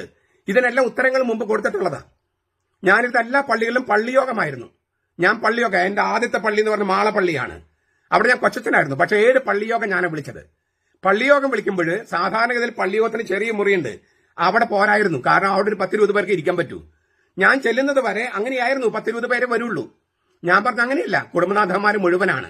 അപ്പൊ ഞാൻ സ്കൂളിലേക്ക് മാറ്റി. 4-5 ക്ലാസ് മുറികൾ വേണമായിരുന്നു ഞാൻ പള്ളിയോഗത്തിന് ഞാൻ ചെല്ലുമ്പോൾ. എന്താ കാര്യം അറിയോ? 10-200 പേരാണ് പള്ളിയോഗത്തിന് വരിക. ഞാനിരുന്ന എല്ലാ പള്ളികളും, ചിലരൊക്കെ എന്റെ പള്ളിയിലിരുന്ന ആളുകള് ഇത് വീഡിയോ കേൾക്കുന്നില്ലേ? ഞാൻ 230 വീട്ടുകാരുടെ ഒരു പള്ളിയിൽ ഞാൻ 3 കൊല്ലം ഇരുന്നിട്ടുണ്ട്. അവിടെ ഞാൻ ഏത് പള്ളിയോഗം വിളിച്ചാലും ഒരു 130 പേര് മിനിമം വരുമായിരുന്നു. 230 വീട്ടുകാരാണ് മൊത്തം ഉള്ളവിടെ. അത് കുറച്ചുപേര് കുടുംബനാഥന്മാര് അവിടെ സ്ഥലത്തില്ല. എന്ന് വെച്ചാൽ ഞാനിരുന്ന പള്ളികളിലൊക്കെ കുടുംബനാഥന്മാർ മുഴുവൻ വന്നിരുന്നു. പള്ളി യോഗം. അതിനേക്കാൾ ജനാധിപത്യപരമായിട്ട് ലോകത്ത് എവിടെയുണ്ടെന്ന് പറയൂ. ഇതിനേക്കാൾ ജനാധിപത്യപരമായിട്ട് ലോകത്ത് എവിടെയുണ്ട്? എറണാകുളം അങ്കമാലി അതിരൂപതയിലെ കുറച്ച് കാര്യങ്ങൾ മാത്രം വെച്ചിട്ട് ഇത് മുഴുവൻ എല്ലാവരുടെയും ഇതുപോലെ അഴിമതിയാണെന്ന് പറയുന്നത് എന്ത് മാനദണ്ഡമാണ്? നിങ്ങൾക്ക് എന്താ ഈ പൊട്ടക്കുളത്തിൽ തവള പോലെ നിങ്ങളും ആയോ? വേറൊരു കമന്റ്, മെത്രാമാരെ ഭീഷണിപ്പെടുത്താൻ വിമതർ ഉപയോഗിച്ച സാമ്പത്തിക ക്രമക്കേടുകൾ. എനിക്ക് തോന്നുന്നില്ല ഇങ്ങനെ ഈ ഇത്തരം പ്രസ്താവന ശരിയാണെന്ന്. നിങ്ങൾക്ക് തെളിവുണ്ടെങ്കിൽ നിങ്ങൾ എന്റെ മുമ്പിൽ ഹാജരാക്കൂ. നിങ്ങൾക്ക് തെളിവുണ്ടെങ്കിൽ എന്റെ മുമ്പിൽ ഹാജരാക്കൂ. ഞാൻ കേസ് കൊടുത്തോളാം. ഈ സാമ്പത്തിക ക്രമക്കേടുകൾ മെത്രാമാരെ നടത്തിയിട്ടുണ്ട്. നിങ്ങളുടെ കയ്യിൽ ആരുടെയെങ്കിലും കയ്യിൽ തെളിവുണ്ടെങ്കിൽ നിങ്ങൾ തെളിവുകൾ ഹാജരാക്കൂ. ഞാൻ അവർക്കെതിരെ കേസ് ഞാൻ നടത്തിത്തരാം. നിങ്ങൾക്ക് നീതി ഞാൻ നടപ്പാക്കി തരാം. വെറുതെ കേട്ടുകേൾവികൾ വെച്ചിട്ട് പണ്ടല്ല കുറച്ച് നാളുകൾക്ക് മുമ്പ് ഒരാള് ഒരു മെസ്സേജ് ഇട്ടു, അച്ഛാ എന്റെ പേര് ഇന്നതാണ്, എനിക്ക് വളരെ പ്രധാനപ്പെട്ട ഒരു കാര്യം അച്ഛൻ അറിയിക്കാനുണ്ട്, അച്ഛൻ തിരിച്ചു വിളിക്കാമോ? ഞാൻ തിരിച്ചു വിളിച്ചു. അപ്പൊ അദ്ദേഹം പറഞ്ഞു, ഇന്ന ഒരു മെത്രാനെ കുറിച്ച് ഒരു കേസുണ്ട്, വളരെ ഗൗരവമേറിയ കേസുണ്ട്. ഞാൻ ചോദിച്ചു, നിങ്ങളിൽ തെളിവുണ്ടോ? തെളിവില്ല. പിന്നെ അല്ല, ഒരാളെന്നോട് വോയിസിൽ പറഞ്ഞതാണ്. ഞങ്ങൾക്ക് നാണാവില്ല ഇത് പറയാൻ. ആരെക്കുറിച്ച് എന്താ പറയാൻ പറ്റാത്തത്? വീഡിയോയിൽ വന്നു പോലും പറയാം. നിങ്ങളുടെ കയ്യിൽ തെളിവുണ്ടോ ഇല്ലയോ? മെത്രാമാരെ ഭീഷണിപ്പെടുത്താൻ വിമതര് അവരുടെ സാമ്പത്തിക ക്രമക്കേടുകൾ കാണിച്ചു എന്നുള്ളതിന് തെളിവുണ്ടെങ്കിൽ ഈ എഴുതിയ ആളുകളെ ഞാൻ വെല്ലുവിളിക്കുകയാണ്. ആ തെളിവുകൾ ഹാജരാക്കൂ. മെത്രാമാർക്കെതിരെ കേസ് ഞാൻ നടത്താം നിങ്ങൾക്ക് വേണ്ടി. അല്ലാതെ അവിടെ ഇവിടെയും കേട്ടത് വെച്ച് 1400 കോടി, 2000 കോടി, 5000 കോടി, 200 കോടി ഇതിനൊക്കെ ഇങ്ങനെയൊക്കെ പറയാൻ നാണാവില്ലേ നിങ്ങൾക്ക്? നിങ്ങളാണോ സഭയുടെ വക്താക്കള്? നിങ്ങളാണോ ചർച്ച ചെയ്യാൻ പോണേ? കേട്ടുകേൾവികൾ വെച്ചിട്ട് മെത്രാമാരെ വിധിക്കാനും. മെത്രാമാരെല്ലാവരും പരിശുദ്ധരാണെന്നല്ല ഞാൻ ഈ പറഞ്ഞതിന്റെ അർത്ഥം. പക്ഷേ തെളിവുകളില്ലാതെ വെറുതെ ആരോപണം ഉന്നയിക്കുന്നത് ആർക്കെതിരെയാണെങ്കിലും ശരിയല്ല. ആർക്കെതിരെയാണെങ്കിലും. ചില മെത്രാമാരെ കുറിച്ചൊക്കെ നമ്മൾ കേട്ടിട്ടുണ്ട്, സാമ്പത്തിക തിരിമറികളെ കുറിച്ച്. പക്ഷെ നമ്മൾ ഇതുവരെ കണ്ടിട്ടില്ല. അല്ലെങ്കിൽ നിങ്ങളുടെ തെളിവില്ലാതെ ആരോപണം ഉന്നയിക്കുന്നത് ശരിയാണോ? അപ്പൊ പറയും അതുകൊണ്ട് തന്നെ അങ്ങ് ചർച്ച ആക്ട് വേണമെന്ന് പറയണേന്ന്. ചർച്ച ആക്ടിൽ ഇതാണോ കാര്യം? നിയമ സംവിധാനം വരും. കേസ് കൊടുക്കുമ്പോൾ തെളിവ് വേണ്ടേ? നിങ്ങൾക്ക് കേസ് കൊടുക്കണം, മെത്രാന്മാർക്കെതിരെ കേസ് കൊടുക്കാൻ നിയമ സംവിധാനം ഉണ്ടാകുന്നതാണ് ചർച്ച ആക്ടിലെ ഒരു വകുപ്പ്. ഈ കേസ് കൊടുക്കണമെങ്കിലും തെളിവ് വേണ്ടേ? ആ തെളിവ് ഉണ്ടെങ്കിൽ ഇപ്പൊ നമുക്ക് കോടതി പൊക്കോടെ. ചർച്ച ആക്ട് വരുന്നതിന് മുമ്പ് മെത്രാന്മാർക്കെതിരെ നമുക്ക് കോടതി പൊക്കോടെ. എത്രയോ മെത്രാന്മാർക്കെതിരെ കേസുകൾ പോയിട്ടുണ്ട്. മെത്രാൻ ഖാൻ ഉപേക്ഷിച്ചിട്ടുള്ളവരുണ്ട്. അതൊക്കെ തെളിവുകൾ വെളിച്ചത്തിലല്ലേ? ഈ ചർച്ച ആക്ട് വരുന്നതിന് മുൻപും മെത്രാന്മാരുടെ സാമ്പത്തിക തിരിമറികളെ കുറിച്ച് നിങ്ങൾക്ക് തെളിവുണ്ടെങ്കിൽ നമുക്ക് കോടതി പോയിക്കോടെ. ഒരു മെത്രാനും ദേശരാഷ്ട്രത്തിന്റെ നിയമങ്ങൾക്ക് അതീതരല്ല. അപ്പോൾ മെത്രാന്മാർക്കെതിരെ കേസ് കൊടുക്കാൻ വേണ്ടിയാണ് ചർച്ച ആക്ടിലെ ഒരു വകുപ്പെന്ന് പറഞ്ഞാൽ അവിടെയും തെളിവുകൾ വേണം. തെളിവുകളില്ലാതെ നാറ്റിക്കാൻ പറ്റും, പക്ഷേ തെളിയിക്കാൻ പറ്റില്ല. പിന്നെ ഇതൊക്കെ ഉപയോഗിച്ച് ഈ നമ്മുടെ മെത്രന്മാരിൽ ഭൂരിഭാഗവും അഴിമതിക്കാരല്ല. അതെനിക്ക് സാക്ഷ്യപ്പെടുത്താൻ പറ്റും. വളരെ ചുരുക്കം പേരുണ്ടാകുമായിരിക്കാം, അതിപ്പോ എല്ലാ സമുദായത്തിലും ഉണ്ടല്ലോ. സാമ്പത്തിക ക്രമക്കേട് നടത്തുന്നവരല്ല നമ്മുടെ മെത്രാന്മാര്. ഞാനത് വിശ്വസിക്കുന്നില്ല.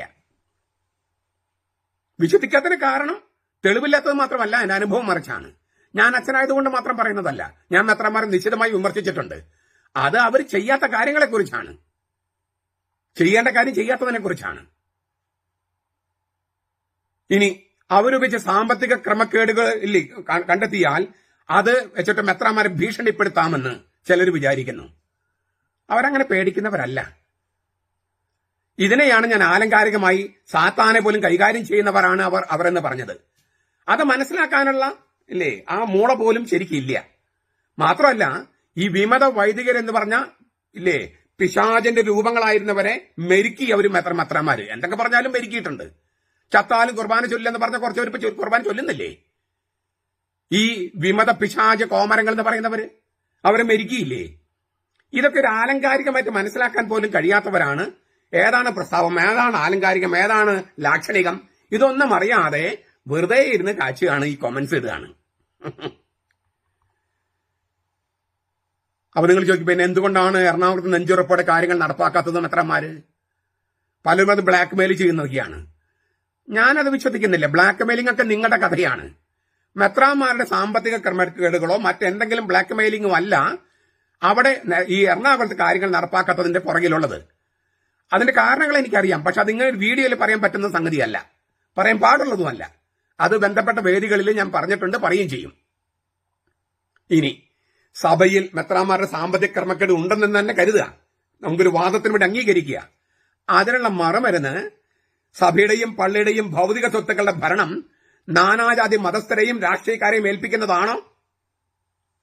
ആണോ? സഭയില് ഇനി ഒരു സാമ്പത്തിക ക്രമക്കേടുകളും അഴിമതിയും ഉണ്ടെന്ന് സമ്മതിക്കുക വാദത്തിന് വേണ്ടി. അതിനുള്ള മറുമരുന്ന് നമ്മുടെ സഭയുടെ സ്വത്തുക്കൾ മുഴുവൻ, സഭയുടെ നേർച്ച വരുമാനങ്ങൾ മുഴുവൻ, സ്ഥാവര ജംഗമ വസ്തുക്കൾ മുഴുവൻ കൈകാര്യം ചെയ്യാനായിട്ട് നാനാജാതി രാഷ്ട്രീയ പാർട്ടികളെയും നാനാജാതി മതസ്ഥരെയും ഏൽപ്പിച്ച് അവരിൽ നിന്ന് ഇറങ്ങാനായിട്ട് പള്ളിമേട കൊടുക്കുന്നതാണോ, തുറന്നു കൊടുക്കുന്നതാണോ? ഇതെന്താ നിങ്ങൾ ചിന്തിക്കാത്തേ? അച്ചോ, പള്ളിയുടെ സമ്പത്ത് പുരോഹിതന്മാർ ദുരുപയോഗിക്കുന്നില്ലെന്ന് മാത്രം അച്ഛൻ പറയരുത്. വികാരിച്ചനും ശിങ്കടികളുമാണ് പള്ളി ഭരണം നടത്തുന്നത്. വികാരിച്ചനും ശിങ്കടികളും. ആ ശിങ്കടികള് അൽമായരല്ലേ നിങ്ങൾ ഉദ്ദേശിക്കുന്നത്? കത്തോലിക്കരല്ലേ? മുസ്ലിംസ് അല്ലല്ലോ, ഈഴവരല്ലല്ലോ, ഹിന്ദുക്കളല്ലല്ലോ, ബ്രാഹ്മണന്മാരല്ലല്ലോ, കോൺഗ്രസുകാരും പാർട്ടിക്കാരും BJP-ക്കാരും അല്ലല്ലോ. പിന്നെ വികാരിച്ചമാര് ഇരിങ്ങാലക്കുട രൂപത്തിലേക്കാണെങ്കിൽ 3 വത്സരം കഴിയുമ്പോൾ മത്സരങ്ങൾ മാറിപ്പോകുകയാണ്. അപ്പൊ ശിങ്കടികളും മാറും. അപ്പൊ അങ്ങനെ കുറച്ചു കൊല്ലം കഴിയുമ്പോൾ എല്ലാ ശിങ്കടികൾക്കും, അതായത് ആ ഇടവകളിലെ എല്ലാ ശിങ്കടികൾക്കും ഭരണം കിട്ടും. ഓരോ വികാരിച്ചിനും ഓരോ ശിങ്കടികളാണ് പറയണേ. അപ്പോൾ എല്ലാ ശിങ്കടികളും അൽമായരല്ലേ? അപ്പൊ അൽമായർക്കല്ലേ ഭരണം കിട്ടണേ? ഈ ചർച്ച് ആക്ട് കൊണ്ടുവന്ന് മറ്റുള്ളവർക്ക്, അതായത് സഭയ്ക്ക് പുറത്തുള്ളവർക്ക് ഭരണം കൊടുക്കണോ, അതോ സഭയ്ക്ക് ഉള്ളിലുള്ള ശിങ്കടിമാർക്ക് ഭരണം കിട്ടണോ? ഏതാ നല്ലത്? വികാരിച്ചനും ശിങ്കടികളുമാണ് പള്ളി ഭരണം നടത്തുന്നത്. ഇതാണ് പലരും പറയുന്നത്. ഇതൊക്കെ ഒരു കമന്റ്സ് അതാണ്. ഞാൻ ചോദിക്കുക, ആ ശിങ്കടികൾ അൽമായരല്ലേ? പിന്നെ വികാരിച്ചൻ മാറിപ്പോയി പുതിയ വികാരിച്ചൻ വരുന്ന അടുത്ത 3 വർഷം കഴിയുമ്പോൾ അപ്പൊ പുതിയ ശിങ്കടികൾ ഉണ്ടാകുന്നു, അതും അൽമായരാണ്, അപ്പോഴും കത്തോലിക്കരാണ്. വികാരിച്ചനും കത്തോലിക്കനാണ്, ശിങ്കടികളും കത്തോലിക്കരാണ്. അപ്പൊ കാര്യങ്ങൾ നടത്തുന്നത് നമ്മുടെ ആളുകളാണ്, ഇടവകയിലെ ആളുകളാണ്. പുറത്ത് രാഷ്ട്രീയ പാർട്ടിക്കാരുടെയും അമിത്ഷായുടെയും പിണറായി വിജയന്റെയും പിന്നെ VD സതീശന്റെ ആളുകളല്ലല്ലോ വന്ന് ചെയ്യുന്നത്. അല്ലെങ്കിൽ മുഹമ്മദിന്റെയും പിന്നെ വേറെ ആളുകളുടെയും ആളുകൾ അല്ലല്ലോ, ശിങ്കടികൾ അല്ലല്ലോ വരുന്നത്. അൽമായർ തന്നെയല്ലേ, നമ്മുടെ ഇടവക്കാർ തന്നെയല്ലേ. എറണാകുളം അങ്കമാലി അതിരൂപയുടെ ഇടവകളിൽ നടക്കുന്ന ഭരണം എനിക്ക് അറിഞ്ഞുകൂടാ. അത് ഞാൻ പറയുന്നതിന് കാരണം വെച്ചാൽ അവിടെ മറ്റ് രൂപകൾ ഉള്ളതുപോലെ അല്ല കാര്യങ്ങൾ നടക്കുന്നത്. അതുകൊണ്ട് എനിക്ക് അതിന്റെ കൃത്യം കാര്യങ്ങൾ അറിഞ്ഞുകൂടാ. പക്ഷേ മറ്റെല്ലാ രൂപതകളിലും പരമാവധി സുതാര്യമായിട്ടാണ് കാര്യങ്ങൾ നടക്കുന്നത്. തീർച്ചയായിട്ടും കാര്യങ്ങൾ മെച്ചപ്പെടുത്താൻ കഴിയും. ഇവിടെ എല്ലാം തികഞ്ഞ ഒരു സംവിധാനം ലോകത്തില്ല. കർത്താവ് അത് കൊണ്ടുവന്നിട്ടുമില്ല. എല്ലാം തികഞ്ഞ, ഒരു കുറവുമില്ലാത്ത കുറ്റവുമില്ലാത്ത സംവിധാനമല്ല ഉള്ളത്. അപ്പൊ മെച്ചപ്പെടുത്താൻ ഇഷ്ടംപോലെ റൂംസ് ഉണ്ട്. അതുകൊണ്ട് ഇതിനുള്ള കറക്റ്റ് ഒരു മറുപടി വേറൊരാളൊരു ഇപ്പൊ എന്റെ വീഡിയോക്ക് താഴെ നല്ലൊരു കമന്റ്സ് കൊടുത്തിട്ടുണ്ട്. ആ കമന്റ്സിനകത്ത് നല്ലൊരു മറുപടി ഉണ്ട്. ഈ ഇങ്ങനെയുള്ള ഈ വികാരിച്ചനും ശിങ്കടികളുമാണ് ഭരണം നടത്തുന്നത് എന്ന് പറഞ്ഞ ആ കമന്റ്സിന് മറുപടി വേറൊരാൾ കൊടുത്തിട്ടുണ്ട്. അത് ഞാൻ പറയാം. യഥാർത്ഥ വിശ്വാസികൾക്ക് ചോദ്യം ചെയ്യാനുള്ള ആർജവം ഉണ്ടാകും. അതിന് കാര്യങ്ങളെക്കുറിച്ച് അറിവ് വേണം. 2, സഭയിൽ ഉൾച്ചേരണം. പുറത്തു നിന്നാ പോരാ. പണം ദുരുപയോഗം ചെയ്യുന്നെങ്കിൽ നമുക്ക് ചോദ്യം ചെയ്യാനുള്ള സംവിധാനമുണ്ട്. ഉദാഹരണം അദ്ദേഹം പറയാ, നമ്മൾ പരിശുദ്ധ കുർബാനയെ കുറിച്ച് അറിഞ്ഞപ്പോഴാണ് പരിശുദ്ധ കുർബാന ശരി അർപ്പിക്കാതെ വന്നവരെ ചോദ്യം ചെയ്യാനായിട്ട് നമുക്ക് സാധിച്ചത്. സ്ഥാപിത താല്പര്യങ്ങളില്ലാത്തവർക്ക്, സഭയോട് സ്നേഹമുള്ളവർക്ക്, കർത്താവിനോട് കൂറുള്ളവർക്ക് ആരുടെ മുന്നിലും തല ഉയർത്തി ചോദ്യം ചെയ്യാനുള്ള ആർജവം ഉണ്ടാകും. ഇത് നമ്മുടെ ഇടവകളിൽ ഉണ്ടാകും. അപ്പൊ ഈ അറിവ്, കൂറ് പ്ലസ് ഉൾച്ചേരല്, ഇതൊന്നുമില്ലാതെ വളരെ ദൂരെ നിന്നിട്ട് വികാരിച്ചനും ശിങ്കടികളും എന്ന് പറയാൻ ആർക്കാ പറ്റാത്തത്? ആ ശിങ്കടികൾ കത്തോലിക്കരാന്ന് ഓർക്കുക, അൽമായരാന്ന് ഓർക്കുക. അടുത്ത ഒരു ആരോപണമല്ല, ഒരു കമന്റ്. ഒരു പ്രപ്പോസ്ഡ് നിയമത്തിന്റെ ഇൻ ആൻഡ് ഔട്ട്സ് പോലും ഡിസ്കസ് ചെയ്യാൻ വിശ്വാസികൾ അനുവദിക്കാത്ത ഈ ആറ്റിറ്റ്യൂഡിനെ വെച്ചുകൊണ്ട് എങ്ങനെ സഭയുടെ ടെമ്പറൽ അഡ്മിനിസ്ട്രേഷനിൽ ഡെമോക്രാറ്റിക് സിസ്റ്റവും സിനഡാലിറ്റിയും അൽമാരുടെ പങ്കാളിത്തം ഒക്കെ ഉണ്ട് എന്ന് അംഗീകരിക്കാൻ കഴിയും. അതുകൊണ്ട് ഇങ്ങനെയുള്ള ആറ്റിറ്റ്യൂഡുകൾ അറിവില്ലായ്മയിൽ നിന്നും സ്ഥാപിത താൽപര്യങ്ങളിൽ നിന്നും ഉടലെടുക്കുന്നതായതുകൊണ്ട് കാര്യമാക്കേണ്ടതില്ല. മാണിപ്പറമ്പരത്തിൽ നിന്ന് ഇത് പ്രതീക്ഷിച്ചില്ല. ഈ പറഞ്ഞ പ്രപ്പോസ്ഡ് നിയമത്തിന്റെ ഇൻ ആൻഡ് ഔട്ട്സ് ഞാൻ കൃത്യമായി പഠിച്ചിട്ടുണ്ട്. ഞാൻ തുടക്കത്തിൽ പറഞ്ഞു അതേക്കുറിച്ച് ഒരു വീഡിയോ ചെയ്താലോ, അങ്ങനെ വിശദമായിട്ട് ഒരു വീഡിയോ ചെയ്താലോ ഞാൻ ആഗ്രഹിച്ചു. പിന്നെ എനിക്ക് തോന്നിയത് സമയമായിട്ടില്ല. അതുകൊണ്ട് ഞാൻ ചെറിയൊരു വീഡിയോ ചെയ്ത് ഞാൻ നിർത്തിയത്. ഇത് 2-3 കാര്യങ്ങളുണ്ട്. സ്ഥാപിത താല്പര്യമുണ്ട്. മാണിപ്പറമ്പലച്ചന് മാത്രമല്ല, മെത്രാന്മാർക്കും അച്ചന്മാർക്കും സ്ഥാപിത താല്പര്യമുണ്ട്. കത്തോലിക്കർക്ക്, ക്രിസ്ത്യാനികൾക്ക് സ്ഥാപിത താല്പര്യമുണ്ട്. അത് പൊതുവെ പറഞ്ഞാൽ എന്തെങ്കിലും കിട്ടാനുള്ളതല്ല, എന്തെങ്കിലും ഭൗതിക നേട്ടത്തിന് വേണ്ടിയുള്ളതല്ല. പിന്നെയോ കർത്താവിന്റെ സഭയെ, കർത്താവിന്റെ ആട്ടിൻകൂട്ടത്തെ മറ്റുള്ളവർക്ക് മേയാനായിട്ട് വിട്ടുകൊടുക്കില്ല എന്ന ദൈവികമായ സ്ഥാപിത താല്പര്യം. ഇത് ഞാൻ ആവർത്തിക്കാൻ ആഗ്രഹിക്കുക. എന്റെ സ്ഥാപിത താല്പര്യം ഇതാണ്. കർത്താവിന്റെ സഭയെ, പ്രത്യേകിച്ച് സുറിയാനി സഭ, അത് ഞാൻ ബന്ധപ്പെട്ടിരിക്കുന്ന സഭ, ഞാൻ ആയിരിക്കുന്ന സഭ, ആ കർത്താവിന്റെ ആട്ടിൻകൂട്ടത്തെ മറ്റുള്ളവർക്ക് തോന്നിയ പോലെ മേയാൻ വിട്ടുകൊടുക്കരുത് എന്നൊരൊറ്റ സ്ഥാപിത താല്പര്യമേ എനിക്കുള്ളൂ. വേറൊരു സ്ഥാപിത താല്പര്യം എനിക്കില്ല. പിന്നെ ഈ പ്രപ്പോസ്ഡ് നിയമം ചർച്ച ചെയ്യേണ്ടതില്ലെന്ന് ഞാൻ പറഞ്ഞോ? ഒരിക്കലും പറഞ്ഞില്ല. പക്ഷേ അതിനുള്ള വേദി ഇതാണോ? ഒരു സമാന്തര സഭാ സംവിധാനമാണോ അതിനുള്ള വേദി? ഇങ്ങനെയാണോ അതിന് വേദി ഒരുക്കേണ്ടത്? ഇങ്ങനെയാണോ അത് ചർച്ച ചെയ്യേണ്ടത്? നമുക്ക് മാന്യമായി ചർച്ച ചെയ്യാം. അത് പക്ഷേ ഈ വിമതർ ചെയ്യുന്നത് പോലെ ഈ സമാന്തര അൽമായ സിനഡ്, ഫൊറോന സിനഡ്, രൂപത സിനഡ്, ഇടവക സിനഡ്, വീട്ടു സിനഡ്, ഗൃഹസഭ, ഇങ്ങനെയെല്ലാം പറഞ്ഞു പോകുന്ന സംവിധാനമാണ് ഇപ്പോൾ വേണ്ടത്. ഞാൻ പറഞ്ഞു കഴിഞ്ഞു എന്തുകൊണ്ടാണ് ഞാൻ വീട് ചെയ്യണമെന്ന്. ഈ സിനഡുമായി, ഇപ്പോഴത്തെ ഈ ചർച്ച് ആക്ടിന്റെ സമ്മേളനവുമായി ബന്ധപ്പെട്ട് ചിലർ വിളിച്ചപ്പോൾ അവരെന്നോട് പറഞ്ഞത് ഇത് നടപ്പാക്കാൻ ഞങ്ങൾ എതിരാണ്, പക്ഷേ മെത്രാന്മാരെ പിപ്പിടി കാണിക്കാൻ വേണ്ടിയാണ് ഈ ചർച്ച. അതിനെയാണ് ഞാൻ എതിർത്തത്. മെത്രാന്മാരെ പിപ്പിടി കാണിക്കാൻ വേണ്ടിയാണ് ചർച്ച, ഇത് നടപ്പാക്കാൻ വേണ്ടിയല്ല. അത് തെറ്റല്ലേ? നമ്മുടെ മെത്രാന്മാരെ പിപ്പിടി കാണിക്കാൻ വേണ്ടി ചർച്ച ആക്ട് ചർച്ച ചെയ്യുന്നത് ശരിയാണോ? ലക്ഷ്യം ശരിയല്ലല്ലോ. ലക്ഷ്യവും മാർഗവും ഒക്കെ ശരിയാവണ്ടേ? പിന്നെ ഒരു കാര്യം ഓർക്കുക, നമുക്ക് നമ്മുടെ മെത്രാന്മാരെയൊക്കെ നമുക്ക് തീർച്ചയായിട്ടും വിമർശിക്കാം. പക്ഷെ അവർ ശത്രുക്കളല്ല. നമ്മുടെ വൈദികരും ശത്രുക്കളല്ല, നമ്മുടെ അൽമായരും ശത്രുക്കളല്ല. നാം എല്ലാവരും ഒരേ വള്ളത്തിൽ യാത്ര ചെയ്യുന്നവരാണ്. സഭ എന്ന നൗകയിൽ യാത്ര ചെയ്യുന്നവരാണ് നമ്മൾ. നമുക്ക് പോരായ്മകളുണ്ട്, നമ്മളെ നയിക്കുന്നവർക്കും പോരായ്മകളുണ്ട്, നമ്മളെ നിശ്ചിതമായി വിമർശിക്കാറുണ്ട്. പക്ഷെ അത് ശത്രുക്കളായിട്ടല്ല. മെത്രാന്മാരിൽ നമ്മൾ ദേഷ്യം തീർക്കാൻ വേണ്ടി, അവരെ പിപ്പിടി കാണിക്കാൻ വേണ്ടി കത്തോലിക്ക സഭയെ മറ്റുള്ളവർക്ക്, പുറത്തുള്ളവർക്ക് ഇല്ലേ മേഞ്ഞ് നശിപ്പിക്കാനുള്ള അജണ്ടയുമായി വരിക, അവർക്ക് മേയാനുള്ള വേദിയൊക്കെ ഒരുക്കി കൊടുക്കണമെന്ന് വാദിക്കുക, അത് മറ്റു ചില രാഷ്ട്രീയക്കാരുടെ അജണ്ടയാണ്. ആ അജണ്ട നടപ്പാക്കാനായി ശ്രമിക്കുന്നതിനെയാണ് ഞാൻ എതിർത്തത്. അവരാണ് നമ്മുടെ ശത്രുക്കൾ. ഞാൻ ആവർത്തിക്കുക, ഞാൻ ഈ നിയമത്തിന് ഇൻ ആൻഡ് ഔട്ട്സ് പഠിച്ചിട്ടുണ്ട്. അതിന്റെ രക്തചുരുക്കമാണ് ഞാൻ പറഞ്ഞത്. നമ്മുടെ പള്ളിയുടെ സ്ഥാവര ജംഗമ വസ്തുക്കൾ കൈകാര്യം ചെയ്യാൻ ജനാധിപത്യ സംവിധാനത്തിന്റെ പേരിൽ കണ്ട അണ്ടനും അടകോടനും അനുവാദം കൊടുക്കുന്നതാണ് ഈ ചർച്ച് ആക്ട്. അത് വേണമെന്ന് തോന്നുന്നവർക്ക് ആ ചർച്ചയിൽ പങ്കെടുക്കാമെന്നാണ് ഞാൻ ഇന്നലെ പറഞ്ഞത്. പങ്കെടുക്കരുത് എന്ന് ഞാൻ പറഞ്ഞോ? നമ്മുടെ പള്ളികളുടെ സ്ഥാവര ജംഗമ വസ്തുക്കൾ കൈകാര്യം ചെയ്യാനും അത് നിയന്ത്രിക്കാനും ജനാധിപത്യ സംവിധാനത്തിന്റെ പേരിൽ, സിനഡാലിറ്റിയുടെ പേരിൽ മറ്റുള്ളവർക്ക്, കത്തോലിക്കരല്ലാത്തവർക്ക്, ക്രിസ്ത്യാനികളല്ലാത്തവർക്ക് കണ്ട അണ്ടനും അടകോടനും അനുവാദം കൊടുക്കുന്നതാണ് ചർച്ച് ആക്ട്. ഇത് ഞാൻ മൊത്തം പഠിച്ചതിനെ വിളിച്ചിട്ട് പറയുന്നതാണ്. നിങ്ങൾക്കത് വിശ്വസിക്കാം. അത് വേണമെന്ന് തോന്നുന്നവർക്ക് ആ ചർച്ചയിൽ പങ്കെടുക്കാം എന്നാണ് ഞാൻ പറഞ്ഞത്. പങ്കെടുക്കേണ്ടെന്നോ ഈ പരിപാടി മാറ്റിവെക്കണമെന്നോ ഒന്നും ഞാൻ പറഞ്ഞിട്ടില്ല. അതുകൊണ്ട് നമ്മുടെ സഭയെ തന്നെ ഒറ്റിക്കൊടുക്കുന്ന യൂദാസുമാരായി മാറരുത്. നമ്മളെ മെത്രാന്മാരെയും വൈദികരെയും നമ്മൾ കുറ്റപ്പെടുത്തുന്നു. അത് ആ കുറ്റപ്പെടുത്തുമ്പോൾ അവർ ചെയ്യുന്ന തെറ്റ് നമ്മൾ ചെയ്യാതിരിക്കണം. അവർ യൂദാസ് എന്ന് പറയുകയും നമ്മൾ യൂദാസിനേക്കാൾ മോശമായി തീർന്ന് സഭയെ തന്നെ, കർത്താവിന്റെ സഭയെ തന്നെ ഒറ്റിക്കൊടുക്കാൻ, അതും മറ്റ് മതസ്ഥർക്ക് അല്ലെങ്കിൽ മറ്റുള്ളവർക്ക്, സഭയ്ക്ക് പുറത്തുള്ളവർക്ക് ഒറ്റിക്കൊടുക്കാൻ വേണ്ടി കാത്തിരിക്കുമ്പോൾ നമ്മുടെ ഉദ്ദേശ ലക്ഷ്യങ്ങൾ നല്ലതല്ല. നിങ്ങളെ നയിക്കുന്നത് പരിശുദ്ധാരൂപിയാണെന്ന് ഞാൻ വിശ്വസിക്കുന്നില്ല. നമ്മുടെ കർത്താവ് ശംശിഖായുടെ കൃപയും പിതാവായ ദൈവത്തിന്റെ സ്നേഹവും പരിശുദ്ധാത്മാവിന്റെ സഹവാസവും നാം എല്ലാവരോടും കൂടി ഉണ്ടായിരിക്കട്ടെ, ഇപ്പോഴും എപ്പോഴും എന്നേക്കും. ആമേൻ.